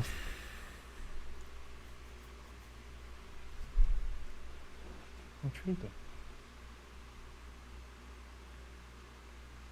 Well, does anyone else have any questions? I don't. Well, in that case, I will resume teaching my students, and I will see all of you at the summit. Well, we look forward to seeing you there. She nods towards the Arbiter. He nods back, and then she heads back into the room and continues her little lecture. Right, well, the meditation hall, you said. Indeed. Let's try that one. Well, I will have to ask you to remain silent once we enter. But do come along. And he takes you over to... it's kind of on a floor above the temple. Though not like directly above the main temple chamber, since that spans multiple floors. But he takes you up a set of stairs and leads you into a relatively big room. There are these like kind of banners of cloth that hang along the sides of it. All of them having these kind of obscure, weird symbols. And you see people all sat on kind of these small little rugs or carpets.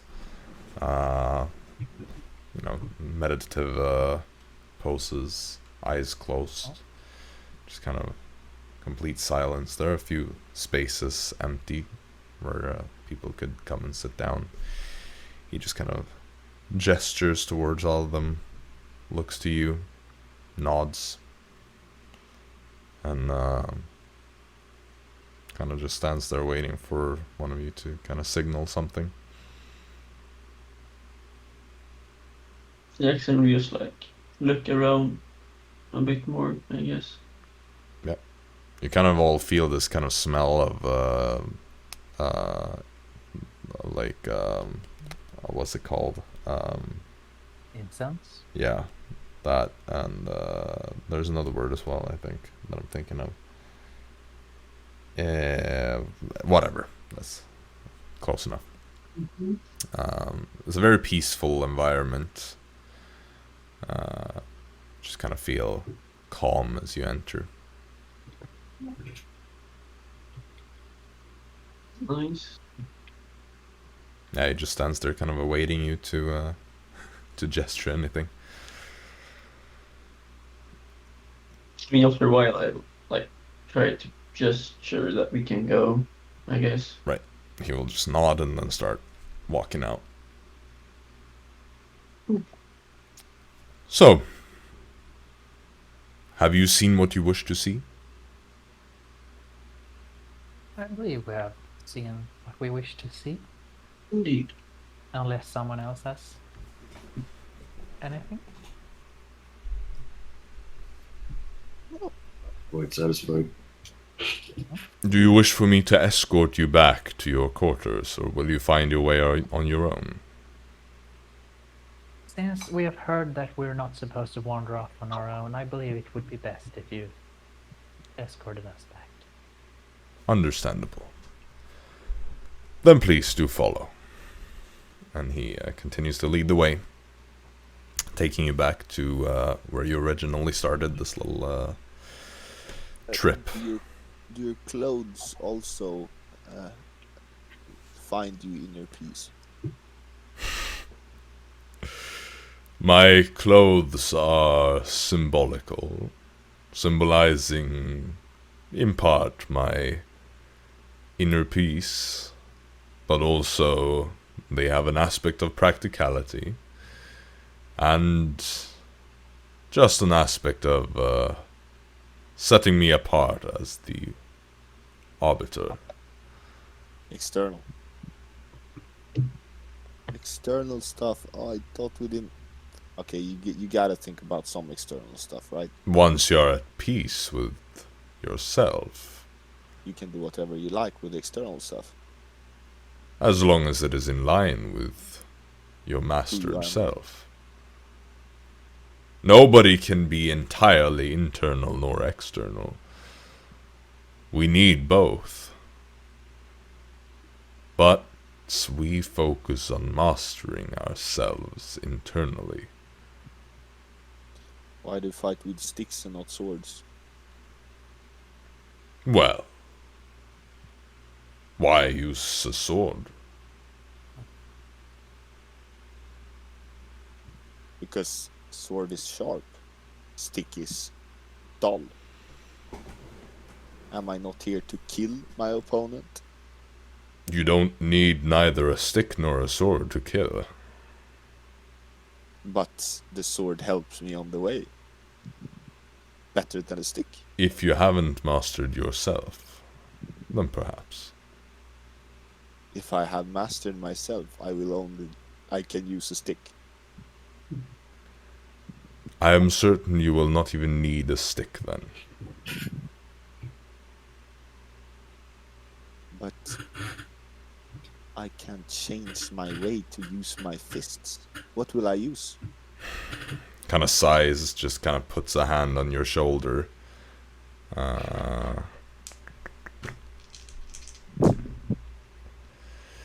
Alright. What the fuck is going on? Oh no! He's gonna beat you up. I need you to make a Constitution saving throw. Fucking turtle, bro. You trying to fuck with me? Using death vibrations on your back. Oh yeah, right, exactly. The R thing. Snap dead. Let's see. That's am I supposed to use lucky? Fuck it. That's 12. Alright. You feel yourself tense up, unable to move. And you take 7 bludgeoning damage. As you just see, the rest of you see how he just like takes his finger and just taps that gently, and instantly Storm just kind of like tenses up, every muscle in your body just cramping completely, and you feel this pain originating from the shoulder where he just gently tapped you, that just radiates out throughout your entire shoulder, your chest, down your arm, and you just cannot. Well, sure. So Nice. 3 damage then. Nice, You're nice. still stunned, and you just stand there unable to move.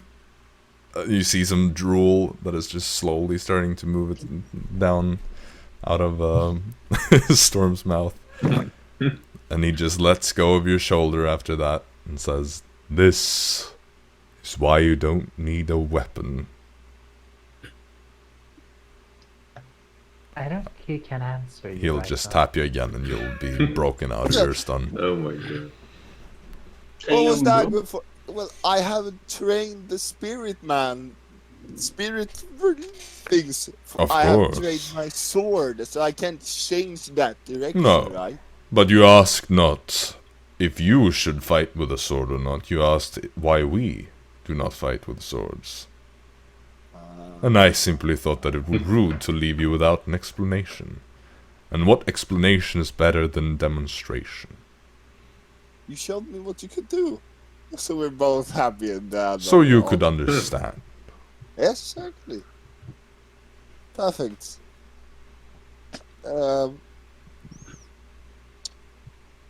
Nice speaking to you, Ephraim. Indeed. Someday I'll master myself. Peace with myself, hopefully. I hope so too. Nice. Keep a weather eye out. He just nods, looks at all of you, one after the other, and then just slowly starts walking away without saying anything. Well, Storm, I think you learned a I think very we have some good fan fiction coming up. This is Oh my God. Storm and Storm and Ephraim. Yep. their chemistry is Ephraim, booming. top man. 10 character. Yeah, I'm yeah, just yeah. relate. Wait, are you saying that a character actually made ahead of a session is on your top 10 list? I would argue top 5. Oh, damn. Indeed. Poggy Woggies. I mean, he made Storm, calm down and be like, huh. Actually think and reflect on something. But what about this? Oh, well, this and this. I mean, I could Well, what definitely, about... I could definitely see like a sitcom with Storm and Ephraim. Like, No, this is the new Karate Kid movie. yeah, Oh, shit. Yeah. Damn, bro. Storm changes to become a fucking Storm monk all kid. of a sudden. I mean, hey, it uses Dex at least. yeah. So Ah, Storm, true. Technically multi-class possible. monk. You get a multi-class now. Shut the fuck up. You have a reason to, if you wanted to. Reason to, exactly. You've now unlocked the possibility to multi-class. Let's go! Let's go. You're like, Yeah, you guys haven't.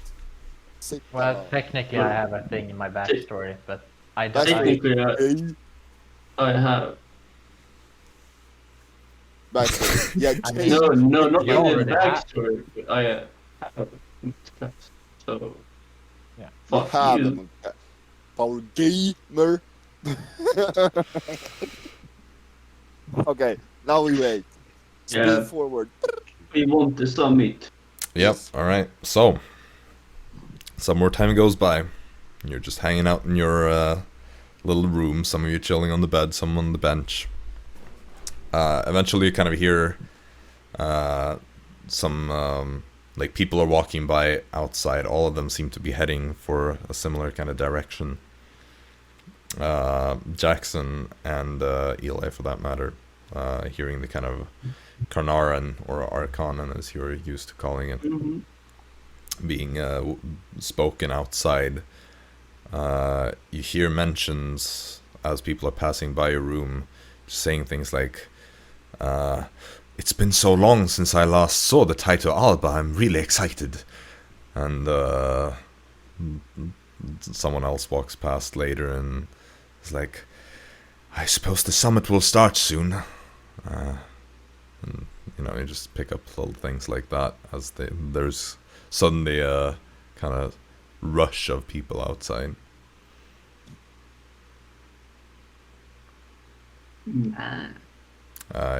Eli will just say, having also heard this, "Well, I suppose maybe this Lord Protector Jackdaw has arrived."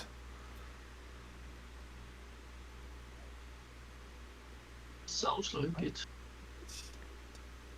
Are we just going to stay here, or We Are they weren't not gonna summon us? supposed to go around, right? not go explore? But I figure we could always just go outside for a. Well, I think Eli, you're the one who speaks Carnarvon common best. So, if you take a look outside and see what you see. All right. Well, sure. Nobody's following? No? I might as well follow. I'm right, Alright. behind you. Hell, they'll come along. I don't want to be troubled. Okay, so Jackson and Fritz follow? Yeah. And I'm Alright. right behind them.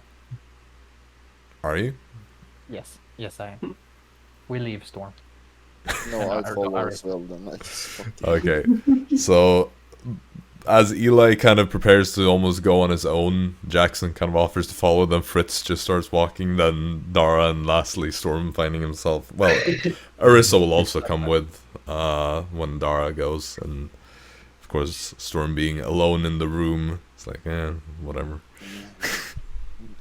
So you all walk outside, and you can just barely see by Apex Magna, the biggest peak, kind of descending just behind it is this massive airship, several times the size of the Fourth Wind.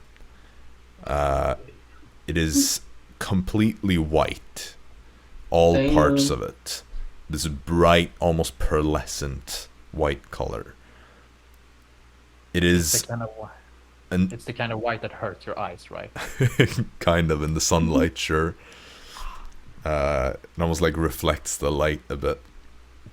Oh, But it just descends behind this. It is huge. It's ridiculously big. But then soon disappears out of your sight as it lands somewhere beyond the mountain. At this point, you see the kind of familiar students from the room straight across approach and just say, "Well, I think I should take you to Apex Magna now. Seems all the Lord Protectors are here, so they are probably going to start the summit soon." Show us the way. Let's go. Yes. Follow along.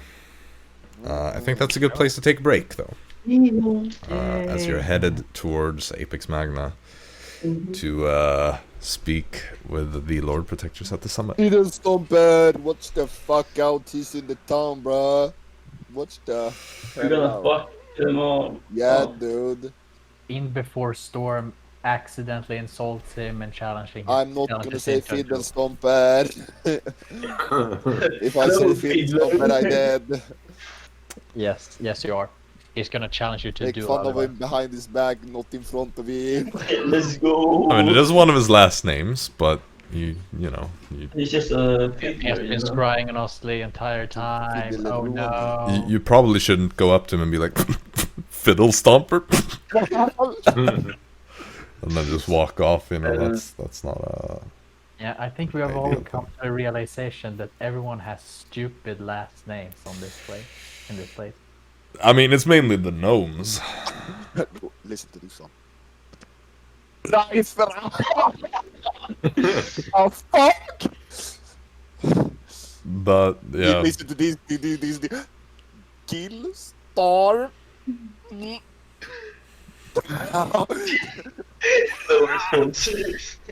The worst one. Wiprecht. I can't even fucking say it. so Yeah, bad. it's foolproof, man. You can't even pronounce it, so you Oh. can't make fun of my name because I want to pronounce it anyway. Shit, Who has a name I cannot pronounce? Well, consistent. Well, anyway, we'll go take a break, and then we'll be back soon enough. Yeah. And, Follow the Yeah. stream or fiddle stomper. Smash your head. You don't want that. It'll stomp follow the stream or square up because Fiddle Stomper is He coming. will, Yeah. he's gonna Fiddle stomp your head. Stomping in. Yeah, curb stomp. Fiddle with this. in All right, well, we'll be right back. So Yeah. don't go anywhere. Yeehaw. And we're back after a heated debate about food. We're now prepared to get back into D&D. And yeah. They may have annoyed their DM just a little bit. So if they all die, it's not my fault. It's their fault. They put this on themselves. I will say though that Swedish schnitzel is not real schnitzel. Based. I will say that because it really is not. Yep. And for anybody out there, if you want a real schnitzel, you go to Austria or maybe Germany. No, I don't think I've had a German schnitzel, but it's, I'm just saying it's probably on the same general playing field as the Austrian ones. Anyway, let's not turn this into a food stream. We're gonna play some more D&D now. So, where we last left off, the party was going towards the summit of the Lord Protectors after they spotted the arrival of the Lord Protector Jackdaw's airship. So, they're all led towards the big peak again, the Apex Magna, making your way over there, led by the student that you were assigned to guide you around the place. Is there anything you want to do? Or do you just follow? I just follow. We are sheep, we follow. Sure. So you just make your way. You're led into the mountain. There are a lot of people that have pretty much gathered here to just to watch this. And this student doesn't take you. He just basically takes you through the mountain, and you see now there's a platform that is kind of positioned between three smaller mountains, where all three kind of help support this massive platform in between, where you can now see this big airship, the letters on the side reading Taito Alba, where it has landed, and you can see from a distance people gathered on this platform to welcome the new arrival. they look tiny compared to this massive aircraft, and you struggle to see from here, but you can assume that the Lord Protectors are there to greet their final missing member, so to speak. You basically actually the student would just turn to you and say, so do you want to go over there and I don't know, meet them over there, or do you want to wait here to be closer to the summit? Well, let's. I think Yeah. we should be here and be closer to the summit. Yeah. All Less right. exposure, the likelier we are to get everything done. Well, they'll be coming this way soon enough. So you just kind of stand there and wait.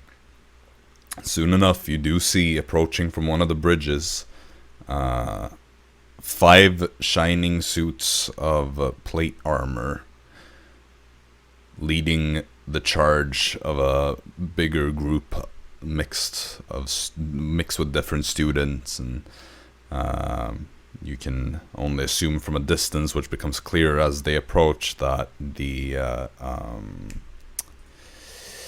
the curator and the arbiter are also both with them. Eventually they make their way up to you. You can see now the last Lord Protector that you had not seen before, Jackdaw. He is this quite short gnome man, looks quite old, all wrinkly face, these bushy eyebrows that are kind of sitting quite low, hanging over the eyes in a way where he looks like he has this very furrowed brow, looking at you with a kind of semi-hostile look. He does not give off a very friendly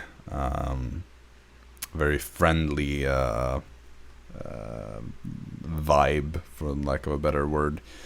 Has a bit of a kind of his posture is a bit worse than the others, being a bit hunched over from age. I bow. You bow. Eli Bow. will Yeah, be that's all of us. right there as well, and the rest of you follow Yeah, suit. we all, yeah. You can hear him say in what sounds like a bit differently accented Northern Common, just rise. And just turns to the others, says in Carnarvon.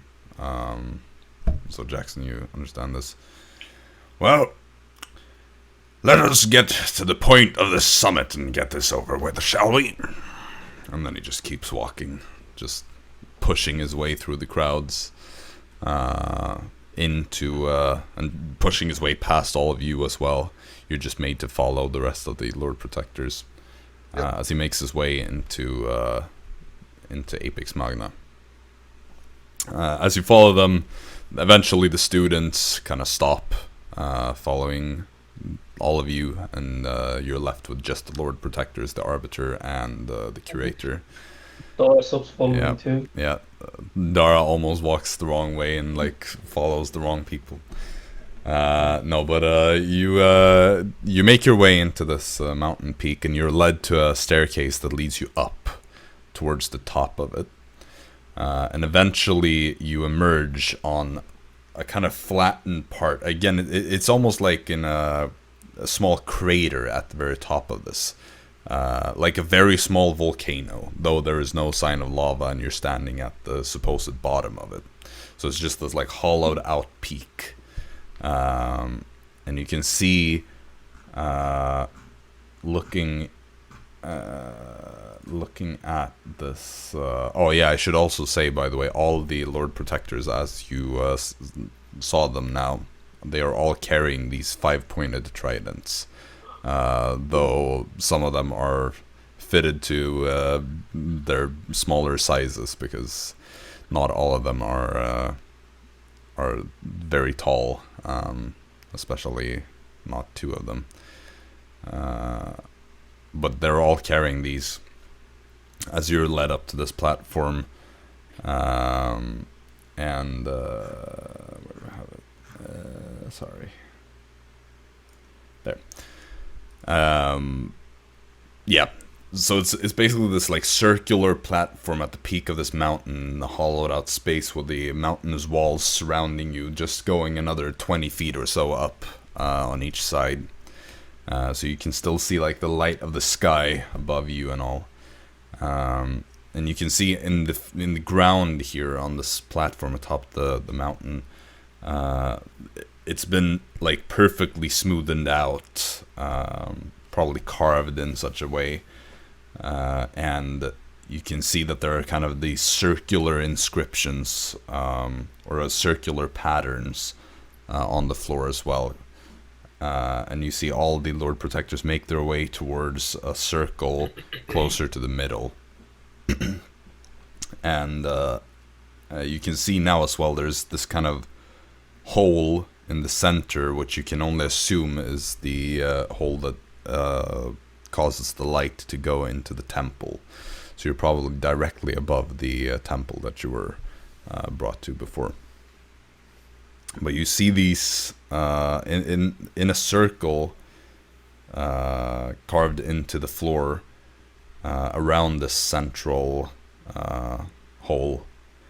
There are these 5 smaller round holes, and you see all of the Lord Protectors walk over to one of these each, and they take their tridents and they stab the bottoms of them into these little holes, and you can see how they just perfectly fit. The smaller tridents carried by some of them, as they go into those holes, the tridents themselves expand to be the same size as the others, so they all just kind of adjust their sizes as they're stabbed into these sockets.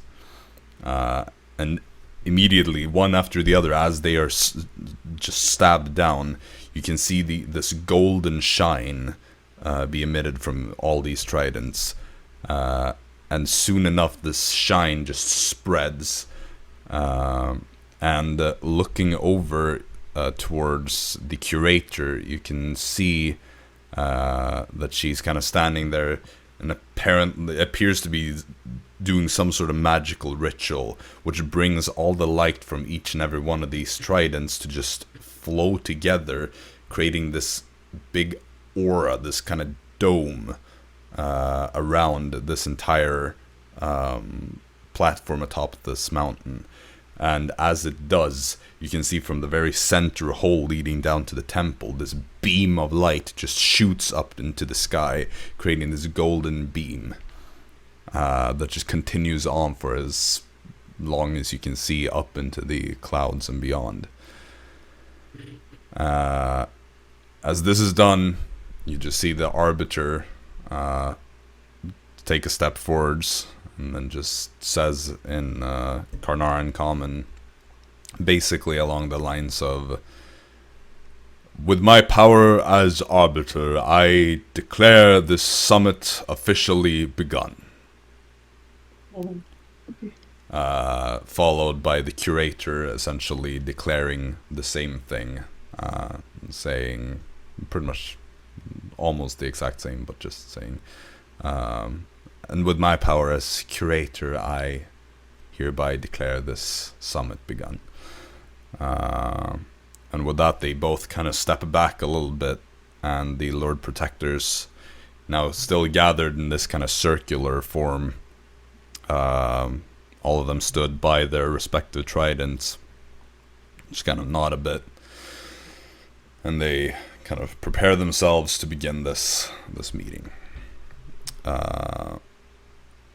You can tell that Jackdaw instantly appears to kind of prepare himself to be the first to speak, and nobody else appears to contest that or in any way show that they would be the ones to take the spotlight from him.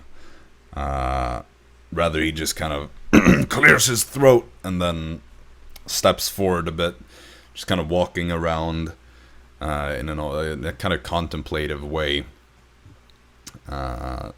just a bit closer to the center of this circle that they've formed. You would have all been like positioned kind of outside their circle, a bit further away, just to not like be in the center of it all. But he just kind of like paces a little bit, and then says, "Well, a summit. Suppose it was about time for one. Well, we all know why we are here." And he just kind of points towards you in a kind of sloppy way with his hand. "We are to make sure that these people get off our isles. Outsiders." So far, you notice that he's been saying all this in Northern Common, so all of you understand this. What a nice man. Well, I wasn't expecting this. I will not lie. I was not expecting this at all. But here they are. I suppose I should have known that it wouldn't be a coincidence after we got the first reports of outsiders. And now here we are, forced to speak this regional language so that these folks all understand it.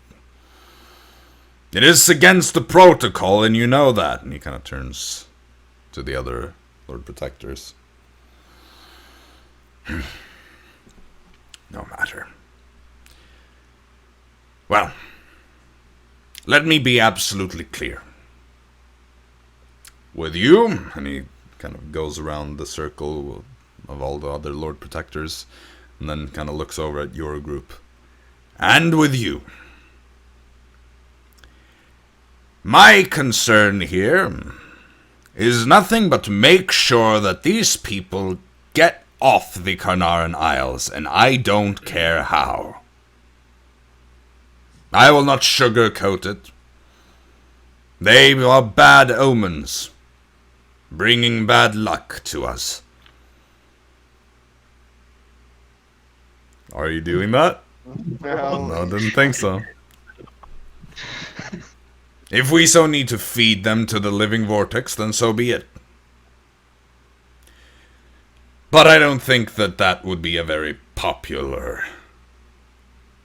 choice. And he kind of looks to some of the others here. So, let us discuss. Let us discuss how to get rid of these people that are probably just widening the rift and tear between the planes for every moment that they are here. Let's talk. You see at this point, he kind of steps back towards his trident, kind of positioning himself behind it. And you see Quintina just kind of like looks around, and then she takes a step forward into the kind of circle. Well, let me propose one such solution to this problem then. Lord Protector Jackdaw, you said yourself, you only care about them getting off here. So, why don't we just merge that with a way for you to stroke your own ego as well while you're at it? Doesn't that sound great?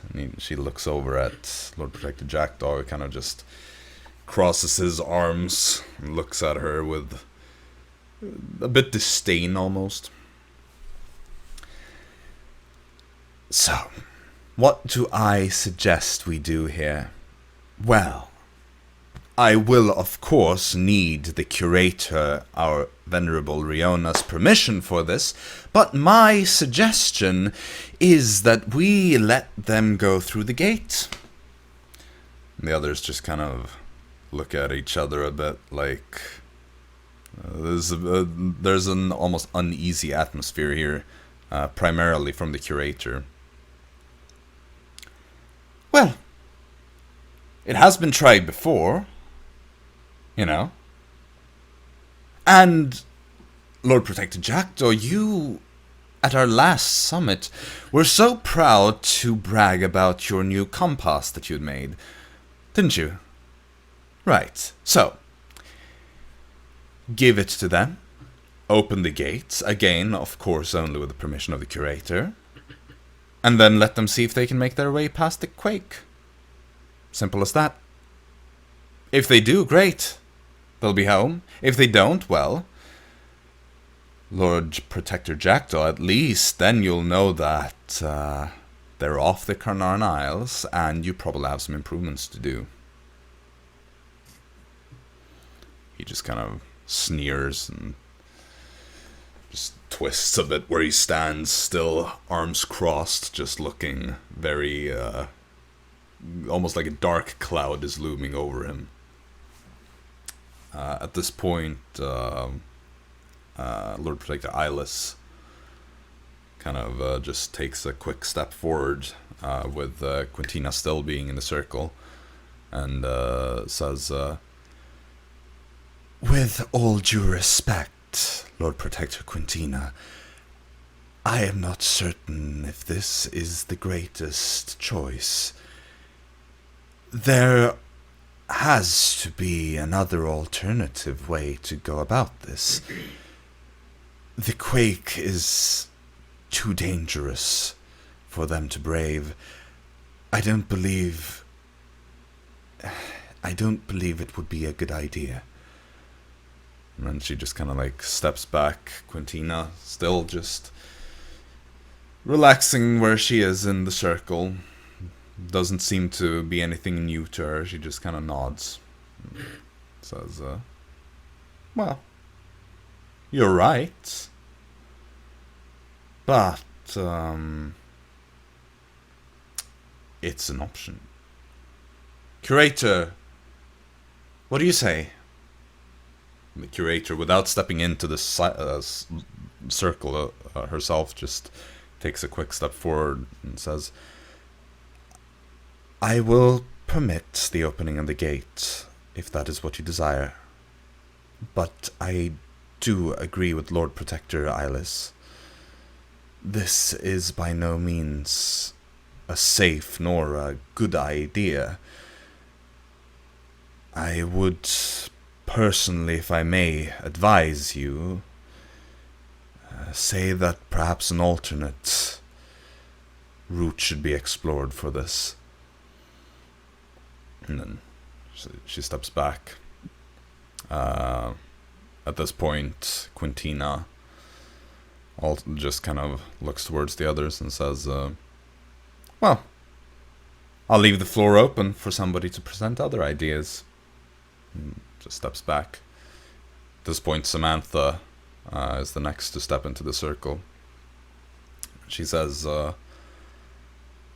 well, I have another idea that perhaps could be explored. It would require the cooperation with the Viridentia, however, which, as you all know, is perhaps not the easiest thing to organize. Though I'm certain we can get at least one of the counselors to be amicable to our idea. My suggestion would be to use their magical forests to send them into the plane of the Feywild. They have skilled navigators there that could probably keep them safe from any time warping. It would be an alternative, at the very least, if, again, we can get the Viridentia to be cooperative. And she just kind of stays in the circle as Jackdaw just takes 2 quick steps forward into the circle as well. The Viridentia will not cooperate with this. They are zealots. They are isolationist, and they will want nothing to do with these foreigners, these outsiders, if they will not even have us step onto their island. Do you expect them to welcome these people with open arms? Their own people, their brethren from the other isles, are not welcome there. No. Samantha just kind of nods and says, "You are correct, but perhaps that could be used to our advantage. After all, I doubt that they want these outsiders anywhere on the Carnarvon Isles. And so if they can help get them out of here, then it might be something that they would be willing to do. After all, we only really need a single one of the counselors on our side, and then we can probably at least get them into the Viridentia." Jackdaw just kind of looks to Samantha, looks to the others. "I suppose it's not impossible. But then we may as well throw them to the Living Vortex. It's about as likely to work." And he just steps out in the circle. Samantha steps out too. You see the Kenku, Lord Protector Fizz. He's just kind of been standing there with his clawed hand on his beak. And then just taking a very subtle step into the circle. He speaks, but the voice is identical to that of Lord Protector Jackdaw. And he just says, "This does not solve the problem with the previous newcomers.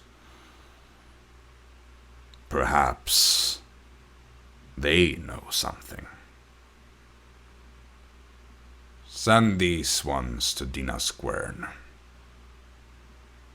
And then he just says something in a language that none of you understands, which gets the others to kind of look at each other. And then he just steps out of the circle. Jackdaw steps it back into the circle. "Well, that is certainly another option.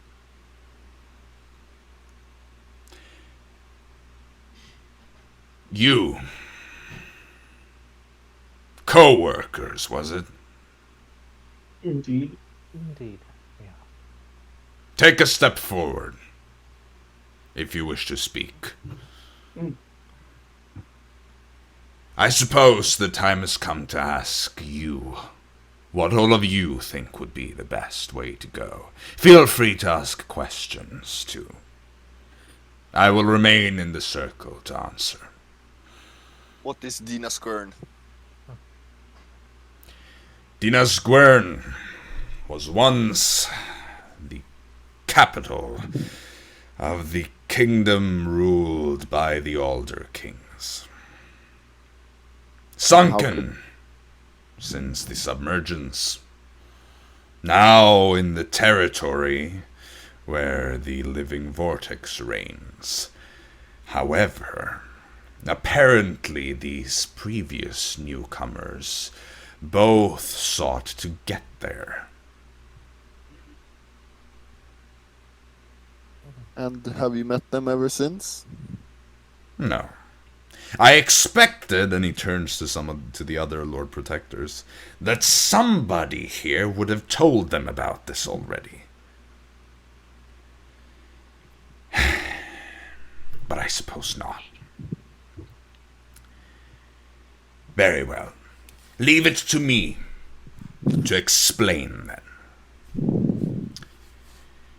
Not long ago, a mere few weeks back, we received 2 separate reports. The first one, and he looks towards Quintina. The first one came from Aquatelium, from Fari Island. Apparently, a strange man appeared on the shore one day. Popped out in the middle of nowhere, right in front of the confused people living on the island. He appeared. He was described as having being clad in dark robes, a human man, probably in his early 40s or so, completely bald, with scars covering both his face and head. Others said that it was not scars, and claimed that it was a skin condition of some sort that created pattern-like stripes. But it is unclear, and the witnesses cannot be unified in this matter. He appeared on this shore and asked, in perfect Carnarvon, without any accent that was different from the native one. He inquired from the native population how he would best get quickly to Dinasquern. He was, of course, informed that Dinasquern has been underwater since the submergence. However, he seemed completely unfazed and simply asked how to get as close to the city as possible. So, he was, of course, pointed in the direction of Quan Imechta, the old harbor that is roughly as close as you can get to the sunken city. He was told that he would require to pass there with airship, but it did not seem to concern him, though he did of course ask what an airship was. It was clear that he was not from the Carnarvon Isles, despite his perfect Carnarvon accent and knowledge of Dinasquern. So, he departed and was not seen again. A very similar story can be said about the second person. Nearly the exact same physical description, only this time the newcomer was described as a woman and not a man. It was on a different place, and this time he looks over at Lord Protector Fizz, at Aviarius, in a small, in an area near Adstrom to the east. A hunter was out near the shores and once again witnessed somebody step out of what looked like thin air. The hunter described a similar conversation, that this newcomer was looking to get to Dinasquern. The dates also correlated and appeared to have been simultaneous, the same day. However, in this case, there was also an incident before we could question this hunter more. After he had reported to the Tide Warden and returned to his home, when people were sent to investigate further, they found him and his entire family dead. Though details are grotesque, and he looks over at Lord Protector Fizz. I don't suppose you want to describe this? Lord Protector Fizz just kind of meets his eyes and just stands there completely unmoving. Didn't think so. The man's family was found with their flesh carved from their bones. And he himself was found hanging. There was a note written in nearly illegible handwriting. Seemed to be more of an apology. Probably written by the hunter. I don't know if this is related, but it seems like foreigners are a bad omen. I should also say that the flesh that had been carved from his family was never found. Only the skinned bones remained. And how are we leaving this place going to Dina Square? Do you know that? He kind of just looks over towards Lord Protector Fizz, who suggested the idea. Getting to Dina Square would be very difficult. However, we could certainly attempt to get you to Quanimecta, the location they were pointed towards. The harbor. Yes, Or not. perhaps somebody has seen them there. And if we know how they plan to get to Dina Square, well, they seem to know what they were doing. So perhaps we could follow in their footsteps. Other choice. Feywild, you said the Erudacia didn't like. The Viridentia. The Veridentia. Isolationist, nationalist elves living on the southernmost island of Kanara.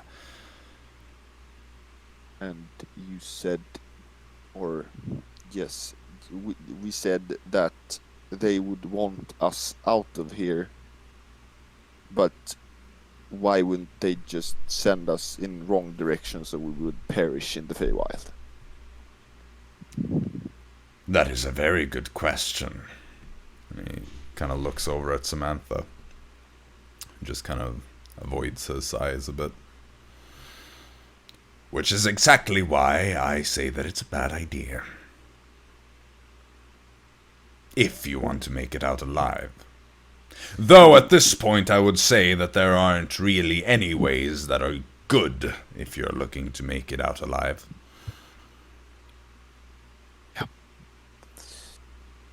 And the third thing, what is the quake?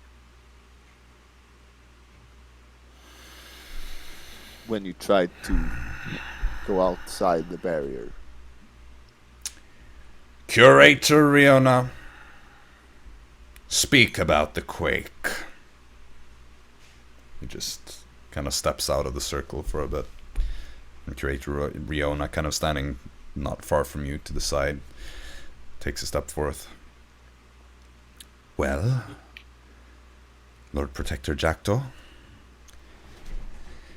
the quake, and she turns to you, sometimes also known as the Living Quake, is a being not entirely unlike the Living Vortex.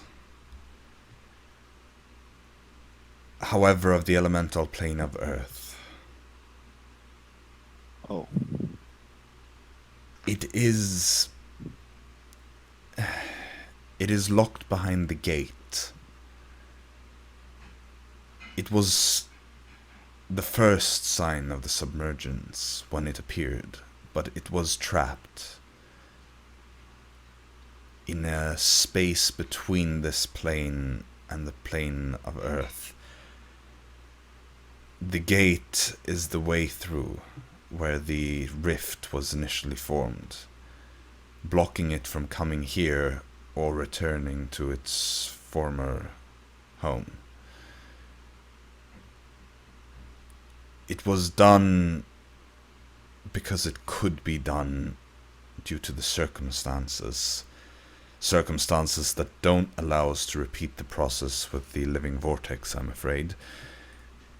However, it is difficult to get past it, even though it is trapped.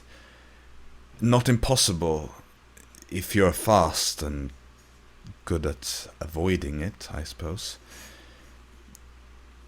You can take some hits, I assume.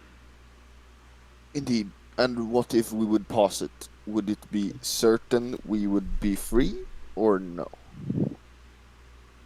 Well, if you pass it, you would be left within the elemental plane of Earth. At this point, you see... sorry, I have so many notes here. At this point, Quintina steps back into the circle and just says, and that's exactly when Lord Protector Jackdaw's new invention comes in. A compass that will point you to another rift that leads you back to the material plane. Once you're within the elemental plane of Earth, well, then you will no longer be affected by the tide barrier. Magic works properly, and if you find a rift, since you are quite attuned to your own homelands, you should end up back there.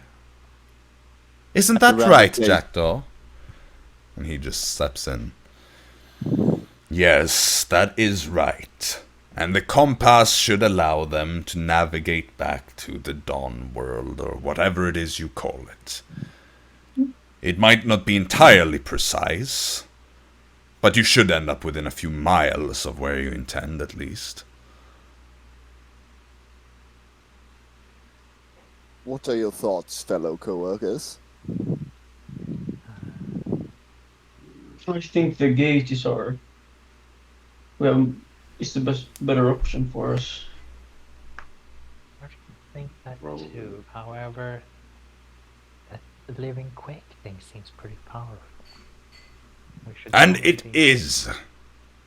Remember, it is one and the same with the Living Vortex, just of a different element. Together they destroyed our continent.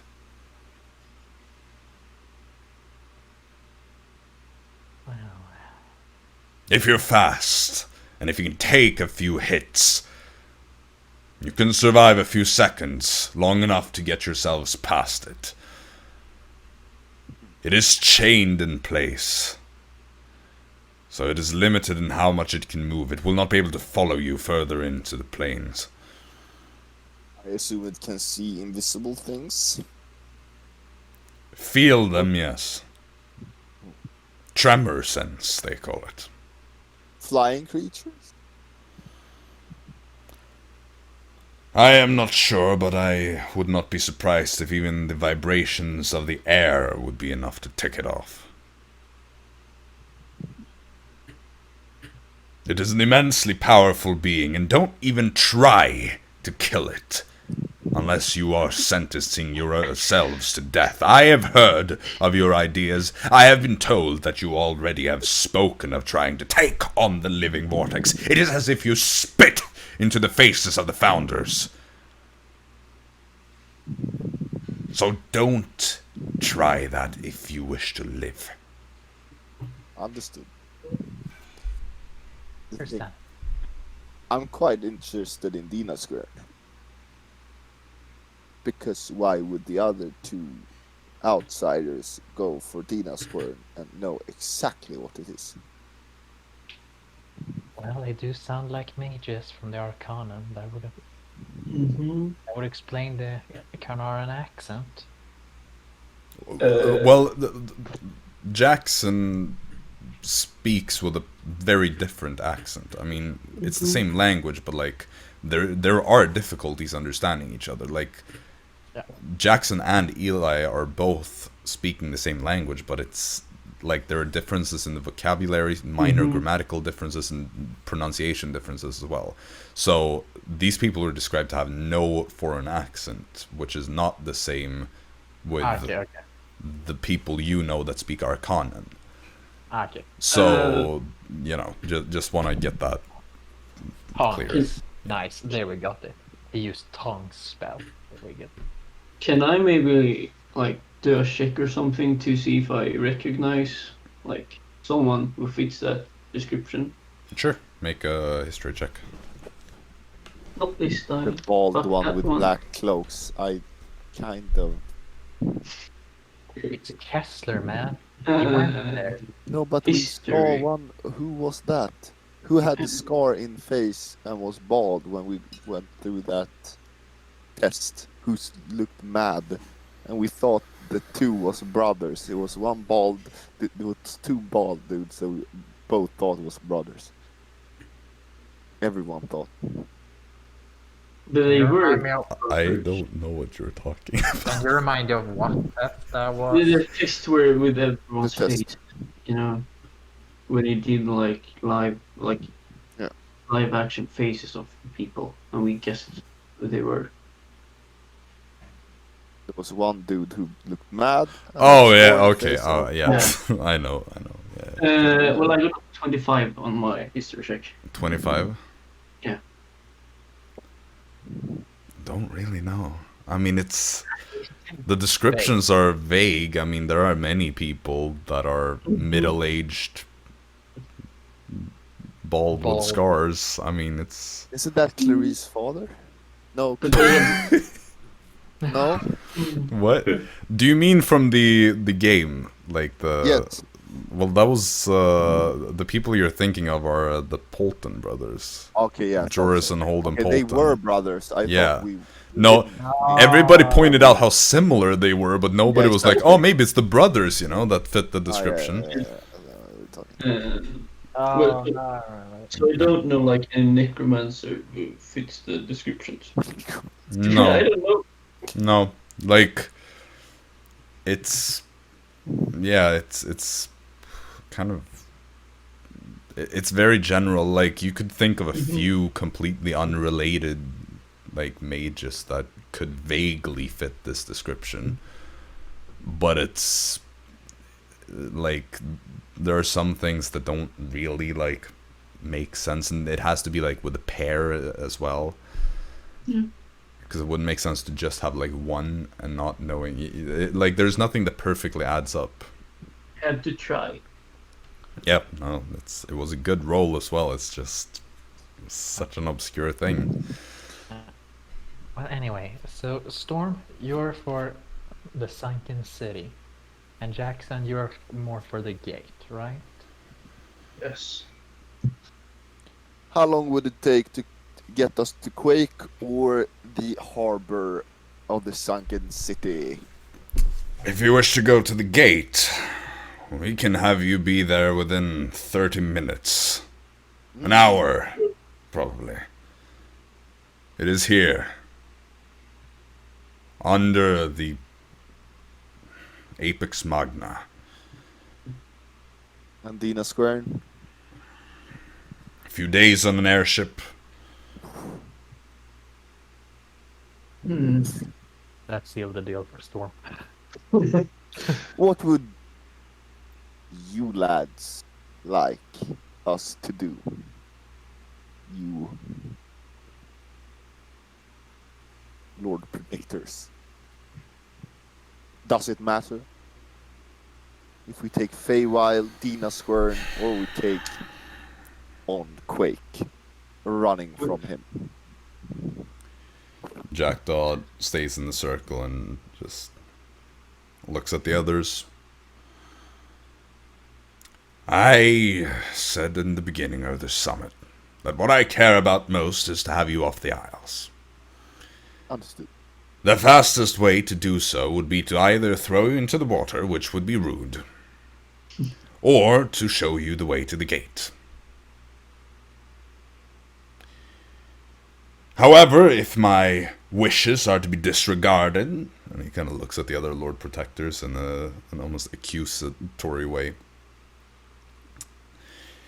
well, then I don't really care much about what you do. As long as I don't personally have to deal with the Viridentia, I don't care. That would likely fall on you, Samantha, since you were the one that suggested it. Or perhaps you, Alice, since you are the Lord Protector of Alnius, closest to the Viridentia.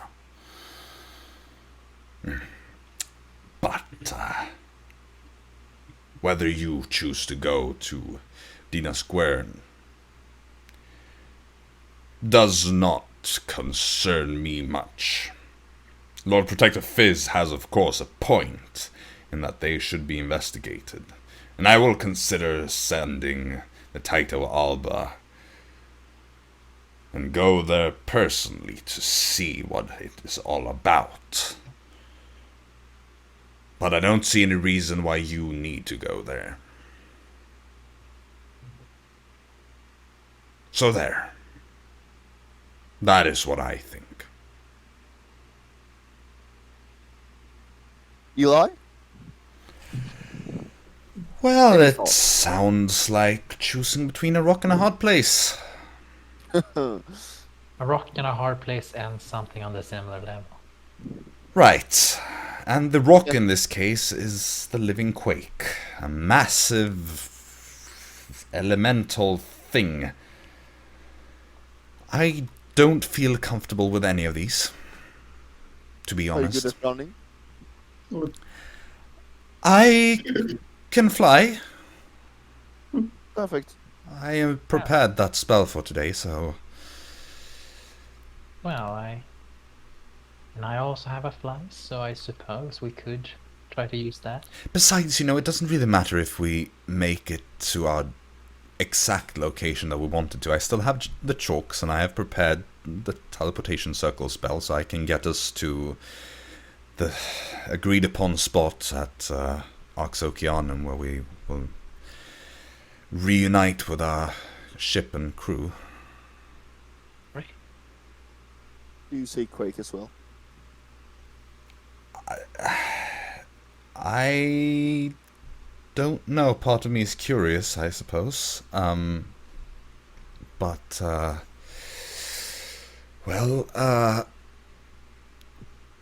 We have a connection with some of the Fey gods in this area.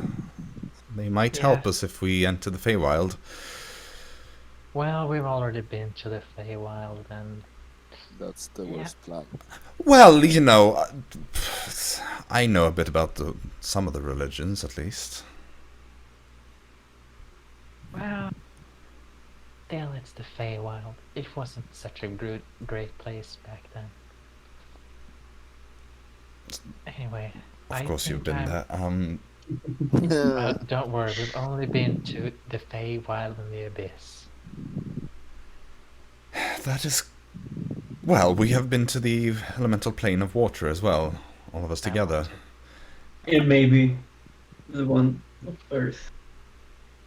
Oh, Well, well, Fritz, what is your opinion on this? Well, the gate and the quake seems like the terrible option, less terrible option to me. Well, Like you said, should only take a few seconds. Can we survive that? Then it should be fine then. over pretty quickly.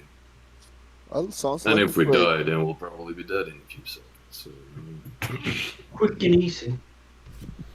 Jackdaw just Well. continues quickly and says, if you choose to go through the gate, I require one thing in exchange. You will be given my compass that I have made specifically for navigation in these circumstances. And I require that if you make it out alive, that you send me a message through whatever magical means are available to you, confirming that you are alive and whether or not the compass worked. Eli, Right, you got that. Yes. Right, should be no problems, Lord Protector. I will gladly do so. Is that what you decided upon, then? Well, I Yes. think that most wants to go through the gate, so I will. Send us jump to the before- gate, Lord Protect us. Very well. We have some other matters to discuss before this summit can be concluded. But you are free to go. You can wait downstairs, and Curator Riona will take you to the gate afterwards. Nice. Thank you for your solutions to our problem, Lord Protector. Good. And go. and You see, as you leave, just looking over at the Lord Protectors, you see Quintina, having had her idea essentially chosen, just kind of gives that smile that she had when she first entered your room. nice. Just like, seems very happy about herself, and She's Yeah. like, kind of knowing that she probably also managed to annoy some of the others by having the best idea. Nice. But yeah, you best start. is a fine line there. Well, the less bad then, Yes. or least bad. By the way, Fritz or Ludvig, do you have to go? Because you said you had to go around 7, right? Yeah, I mean, I can stay a little while. I think my mom's out right now, so Okay. Because I just until she gets back. Probably, yeah. sure, just say when you need to go, and you know, just so I know, because we'll conclude then, like pretty much. Yeah. I But got yeah. a few more minutes. Cool.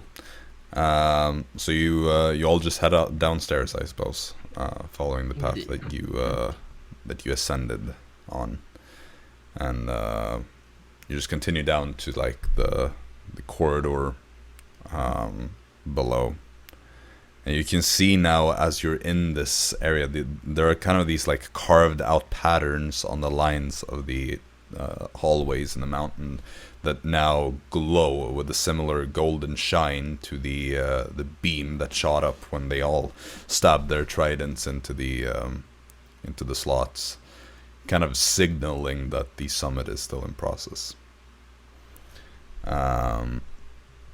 So you just wait there. Some time goes by, probably another hour or so, before eventually you can see the glow on the walls just kind of dies down, and soon enough you see the Lord Protectors make their way down, and they all kind of walk past you without really addressing you, except Quintina, who kind of walks in the back, just stops for a second, looks at all of you, just says, I think you made the right choice. Hopefully. Hopefully. Indeed. Curator Riona will get you the compass. Nice. And though I hate to admit that I agree with Jackdaw, I think he has a point. Don't try to fight that thing. Just make a run for it. Well, I suppose we can always offer up a meat shield or something for We today. might be back someday. Alright, well, feel free to visit me in Aquatilium. Of course. We will, definitely. Good luck with Assuming your that Lord we are- Protectors. Assuming that we, of course, survive the Living Quake. But Well, I wouldn't have suggested this if I didn't think that you had a chance. So good luck. I think you're the ones that will need it, at least right now. oh yeah, definitely. Oblige. She just kind of winks and then walks away. See, soon thereafter, Curator Riona and Arbiter Raethran also descend the staircase. The Curator stops. The Arbiter just kind of acknowledges you with a nod and keeps walking. And Riona just says, well, I believe that went quite all right, though I personally feel very uncomfortable with the idea of opening the gate. I'm just happy I didn't offend anyone. Right. Yeah, we're actually overjoyed about that part. Good job, Storm. Thank Genuine. you! I think in the future you should probably avoid referring to the Lord Protectors as lads. Right. They well, were you know not what? very happy about that. Oh my god. Really? I failed? How did It they could have been survive? worse. It could have been worse, I'm certain. Yes, it usually is a lot worse. So you know, it's a small victory. I It's a said small- Lord Protectors like 5 times and I said lad once. I believe you said it twice. Lad. Well, Right. personally, I But think it's a that's- win that he didn't, purposely try to offend anyone. Of course, Yeah. and I do I never believe do. that they all have oversight with that. It was not a massive insult by any means, though a bit uninclusive to only refer to the men in the group, essentially. No. You only say lads. Well, we have been talking about Lads that and one, lasses. Of course. I think where we come from, it's more of a, like, hey, you people, rather than actual you. Good to men know. Or you females. But, yeah. The same cannot be Yeah. said about Kanara. We Well- use those words more in a traditional sense then, I suppose. Well, No, let's let's open just- the gates. Release the quake. Certainly. Well, Dara, are you listening? Oh, please do follow me. I will simply have to make a quick detour to the Taito Alba to pick up the compass from Lord Protector Jackdaw, but you may follow along if you wish. Otherwise, I can take you to the gates and... Follow. Very well, then come with me. She takes you out, back kind of downstairs to the same kind of level where you entered, and out onto a bridge towards the big platform where the Taito Alba landed only about 2 hours earlier.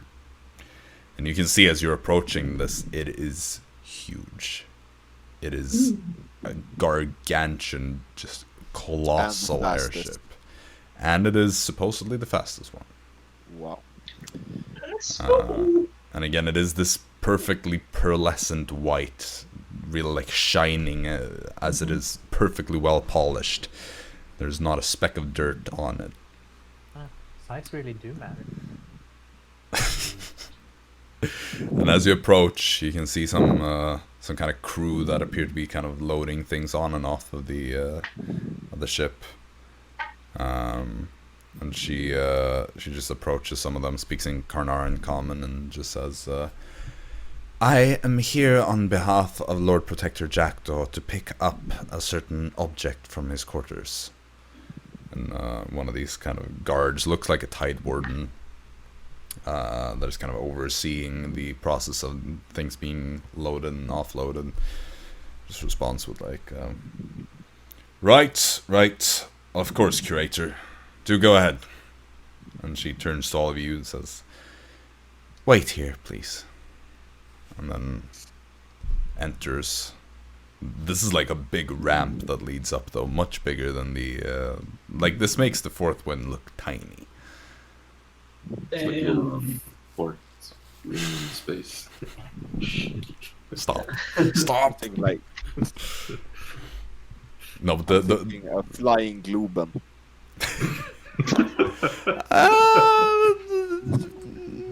sure. Very much. That It's is very much a Swedish reference for you. Yeah, it's not perfectly round, I understand that. but sure, I can get the comparison. More like the Litvo, maybe, in shape.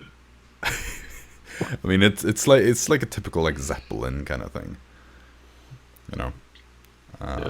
So it's like the Hindenburg, like the Hindenburg, though.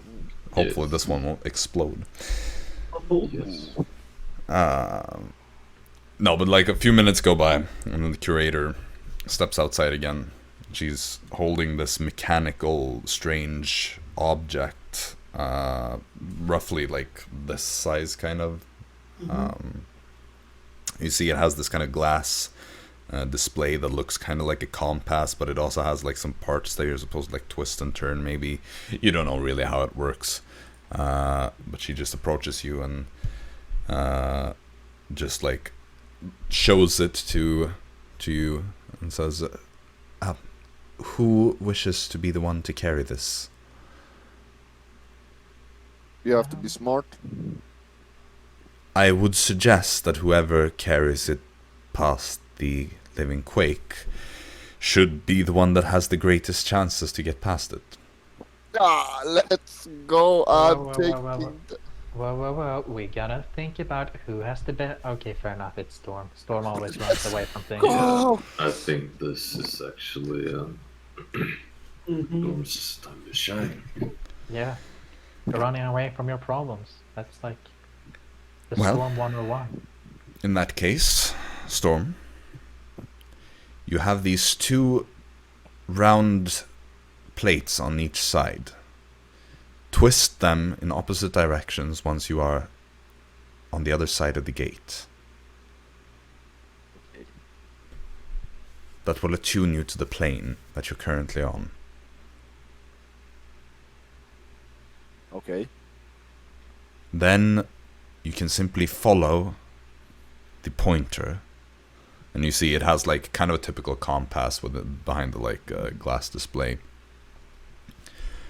Follow that, and it should take you to a nearby rift.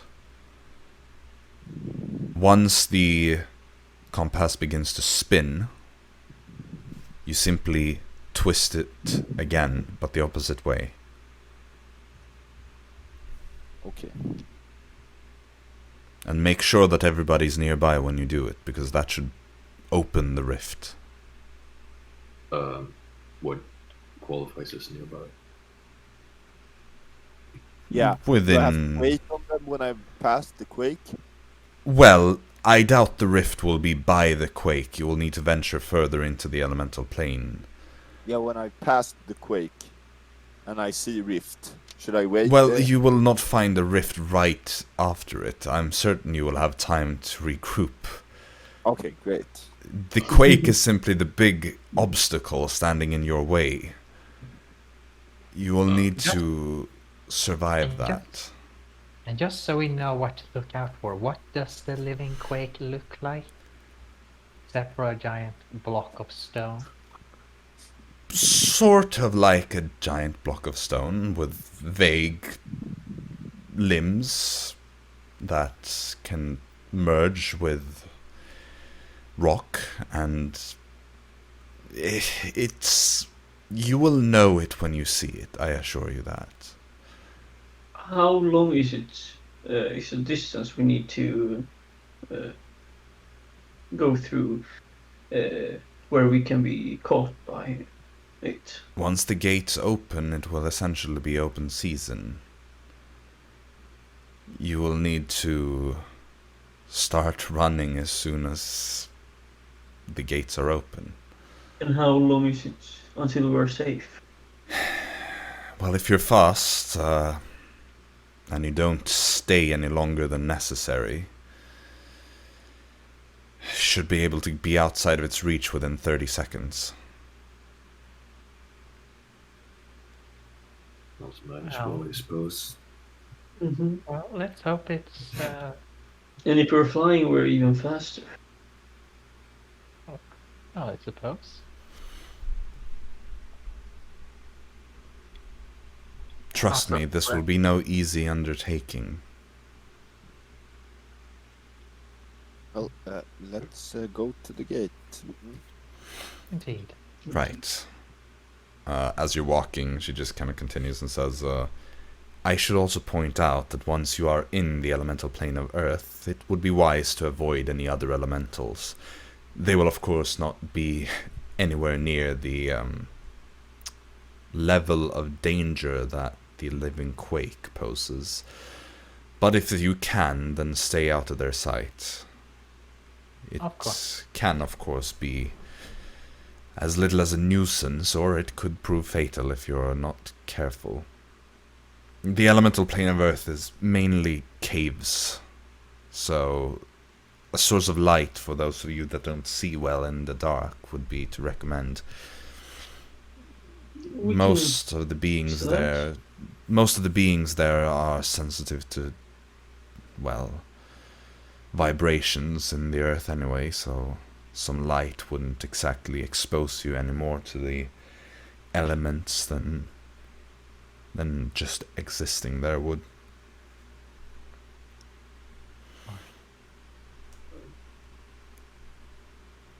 I don't know what else to say to prepare you for this, but it will be dangerous, and I hope that you take this seriously. You're talking with the co-workers.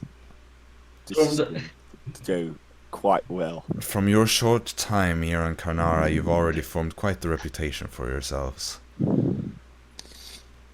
Well, better reputation than the other two Perhaps. outsiders.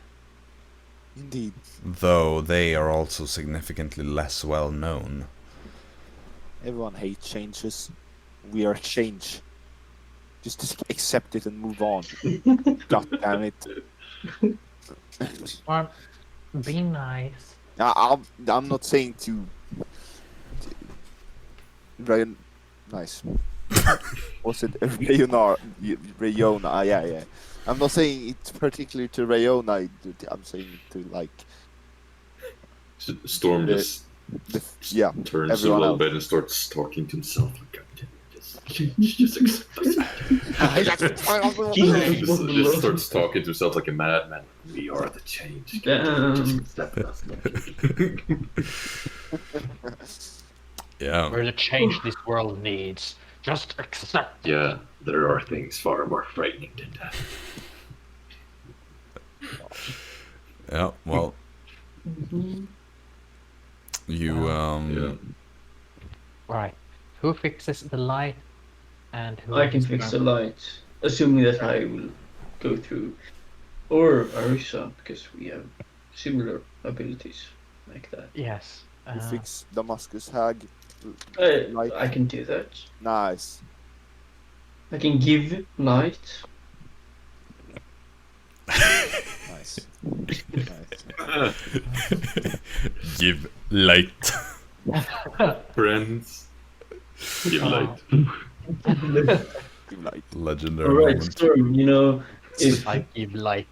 if we were all to fail right now with the gate, you and I will be stuck here. Just so you know. How do you know? Oh. Yeah. So we Nah. don't Well- want to fail. Well, then we go to Yeah, we have separate adventure then. Dennisquern. Yeah. Dennisquern. Yep. Well, if It we would be don't worse make if only one of us we don't- died. if we don't make it, you're allowed to do whatever you want you to. Oh, you mean so? If Yeah, we don't have to face the consequences if we're dead, so you do you. I will say Dina's Gwern is on the map if you wanna yeah, I saw it. see it. Like it, yeah. I like Although I Dennisquern. do wonder if you will still be on the elemental plane. No, it were you. You I said that reappeared in the same city. you said you reappeared where you woke up that day. So we woke up on the fart wind. Dara, you didn't wake up exactly Alright. where you Alright. woke up in the same place, but not in Yeah. like the same part of it. Like it was just the outcast hideout, but in a quite Mhm. isolated part of it. We should reappear in Around the here. mountain. Cares. Well, we are not gonna do We're it. not gonna exactly. We're not gonna perish. We're just gonna cakewalk. Are we there yet? Oh, there it is. No way. Well, you've been brought into Apex Magna, the like back to where the summit was held in the temple. But from the temple, you're kind of brought down a spiral staircase, and it takes a while to go down here. Like you're marched down for probably 40-45 minutes of just like walking in the spiral staircase. Oh, that cannot. Fucking leg day. Yeah. I'm happy that You we could say can that. fly instead of running now. We're at least walking down. Yeah, you're going down, so it's less. It's technically more taxing on the knees, but you know. Yeah. Our hamstrings are gonna be feeling tomorrow. But you just you're led down and eventually, you reach the end of this spiraling staircase, and you emerge into this big room. It is a huge kind of cave, mostly natural it appears, but there are these pillars that have been constructed to kind of give it additional support. These pillars appear to be kind of like there are cracks showing that kind of reveal that they seem to have some sort of metal core to them. That's pretty metal. Oh yeah. And you see in the opposite end of this big cave there is a stone gate that is about 30 feet wide and maybe 70 feet tall. The gate itself has all these like rune-like patterns and inscriptions covering it. And you see Curator Riona just kind of turns to all of you and says, well, this is it. I suppose you're certain that you want to do this. Well, we're as certain as we're ever gonna be. Yeah. Yes. Okay. We gotta get back to Dawn World. We can't stay here. Okay, just one thing. We Jackdaw gotta wants us out of here, or else he's gonna kill us. So yeah. Just one thing. I will make sure to give 3 of us a fly, but Eli has to give the others a fly unless Arisa wants to shape into something that can fly. Arisa, can you shape shift something that's faster than us? I don't think so. I actually looked that up, Probably. and her air elemental is actually faster. That is like than us. 90 be foot that fly now. speed. Yep. Yes, so you know, Giant Eagle is also faster. I mean, Well, if you get hit by when you're a giant Right. eagle, whee! Do Yeah. we care about that? No. Oh shit! I shouldn't have said it. Nice. I mean, she has elemental wild shape. She can go for an air elemental. At But least she she can. She can use.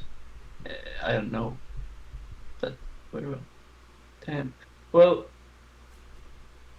I guess it will be dark in this right after the gate. So. Indeed.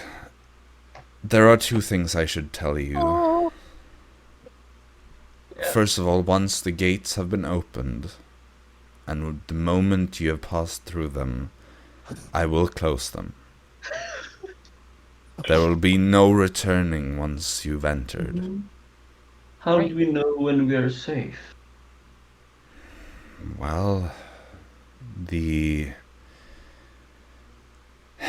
Living Quake is restrained to where it is, so the moment you can no longer see it would be a good indicator of your safety. Okay. And one more piece of advice. This is not a fun thing to have to say, but if any one of you would be caught, the rest of you must move on. What are we doing here? I think we're gonna. You don't have the time. Oh, what the fuck? What do you mean don't have the time? If you don't wish to all die, you may need to leave somebody behind. Well, You cannot fight this thing. well, the good thing that I Eli starts might sweating. have a way of, Profusely. Okay.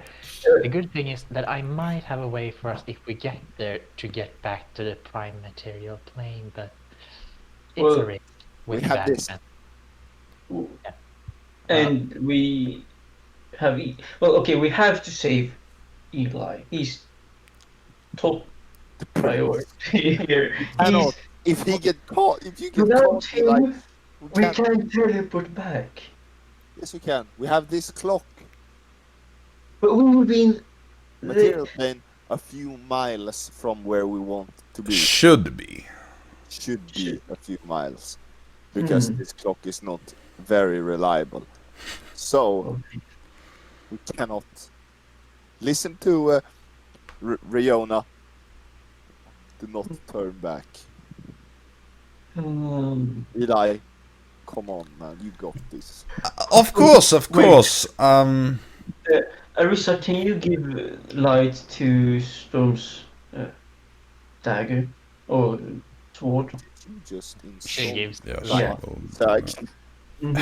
Yeah, okay, nice. Then she can use wild shape into Storm something cares so much about proper names and titles, except when it's anyone else than himself and his Yeah. things. It's like, how dare you call Damascus Hag a sword or a dagger? It is Damascus Hag. Hey, yo, lads, what's going on? Yeah. How dare you not call me Captain Storm? Yeah. Can I just use your first name? Yeah, sure. Yeah, sure, Storm. Send Storm. Yo, Phil Stomper, what's up there? Okay.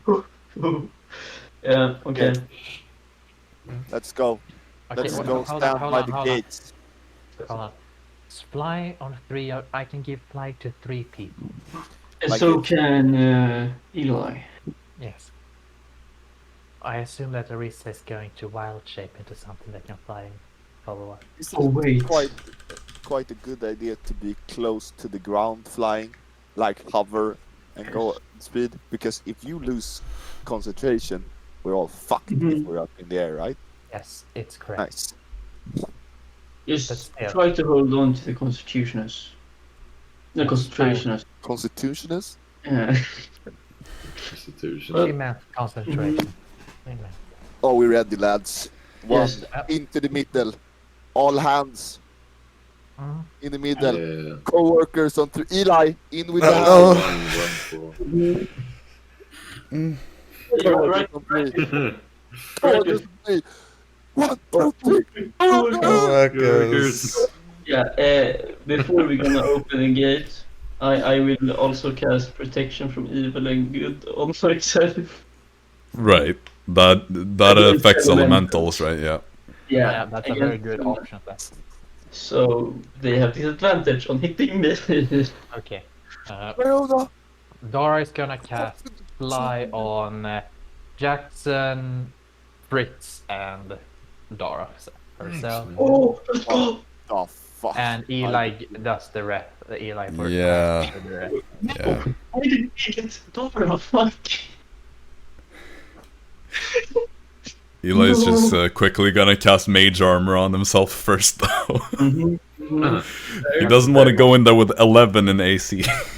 Oh, I will also cast armor of.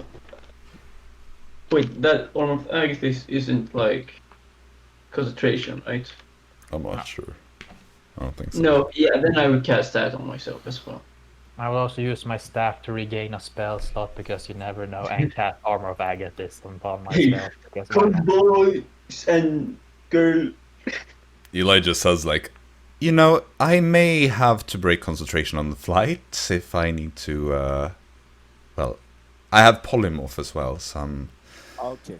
Of course. Yeah. worst I'm case, close to the ground. you know, I Close think to that the is ground. advisable. Always around. No, I fly until the concentration Mhm. goes, and I'm like, whoa! Alright, are we all ready? Let's go! I think so. In that case, you see the curator just walks up to the gate, places both of her hands, one on each side, because there's like double gate with 2 doors, so to speak, and she places one hand on each side. There are these runes directly where she places them, and you see how all the inscriptions on the door kind of start to glow with this golden shine, similar to the inscriptions upstairs during the summit. And as they all are fueled, you can see how surprisingly quickly these gates just slam open, and you see ahead of you a relatively short but very wide cave tunnel that just leads forward, and just ahead of that, you see as the cave widens out, there is a massive 70-foot tall colossal stone creature fucking kill him. That's And you can feel as the gates open, the ground, both within this tunnel and outside, begins to shake as if there is an earthquake. And you can see kind of dust that starts to fall down from the ceiling, both inside the tunnel and behind you. You can hear how, like, the stone cracks. And the curator just kind of, like, jumps to the side and just, like, yells out, "You need to go!" And you zoom in, and that is where we will pick up next time. No. Did you say 70 feet tall? Yeah, it's all, but it's like it's a chonkers thing as well. Like it's Oh, yeah, it's but I'm pretty just like- short, but That's you know. even worse. If I'm it's just like- 7 feet, 7 feet. I was wondering if I didn't hear if you said 17 or 17. Oh no, 70, 70. Yeah, because I was like 17. No. I mean, it's still pretty short. I mean, the Living Vortex was described as like 1,000 feet or something like that. Yeah. Ooh. But it's Yeah, also a I was different thinking- shape and a different environment. It's like a goldfish. They grow super huge if they have the space for it. Yeah. Of course. Yeah, I mean, like, if someone fails, we just go back and kill it. Come on, like, we are the co-workers Yeah, here. Just Yeah, hit the we're never gonna genitalia, make bro. that. I Dude. mean, it's too much CPK with you. You're gonna, like, yeah, I'm not gonna say too much, but I made some stats for this thing, and I was like, is this too impossible to get past? So we'll see. I have some time to adjust them and make sure that, That's... Hey, don't ever discount the code. If not, Yeah. we'll have sacrifice. How many Discard coworkers can we code. sacrifice? You know. good question. Well, I'm just gonna be standing there swinging on him all I day, and then the swear. storm will be like, and then just like stab the one vital point that's just gonna knock it out immediately. Well, it's gonna be an interesting session next time. Yep. Indeed. I think I may have to leave this for a cliffhanger because my bachelor's degree is due pretty much like, well, on the 25th, which is like 2 days after the weekend. So I may need to take next week off to work on that. But we'll see. Actually, my own thing, my own bachelor's degree that I have to do Yeah, completely till the 21st. So yeah. Well, then you. Well, Well, we'll talk about it. We'll see. Maybe I finish early somehow, and then we That would be awesome. potentially play on like Awesome. Saturday, Sunday, or something. you, We'll talk about that. And we'll yeah. see. Awesome. Well, we'll see if we get a TPK soon. yeah. All right. Until then, Alright. have a good one, everybody. Yes. Yeah. Peace Yeah. out. Bye.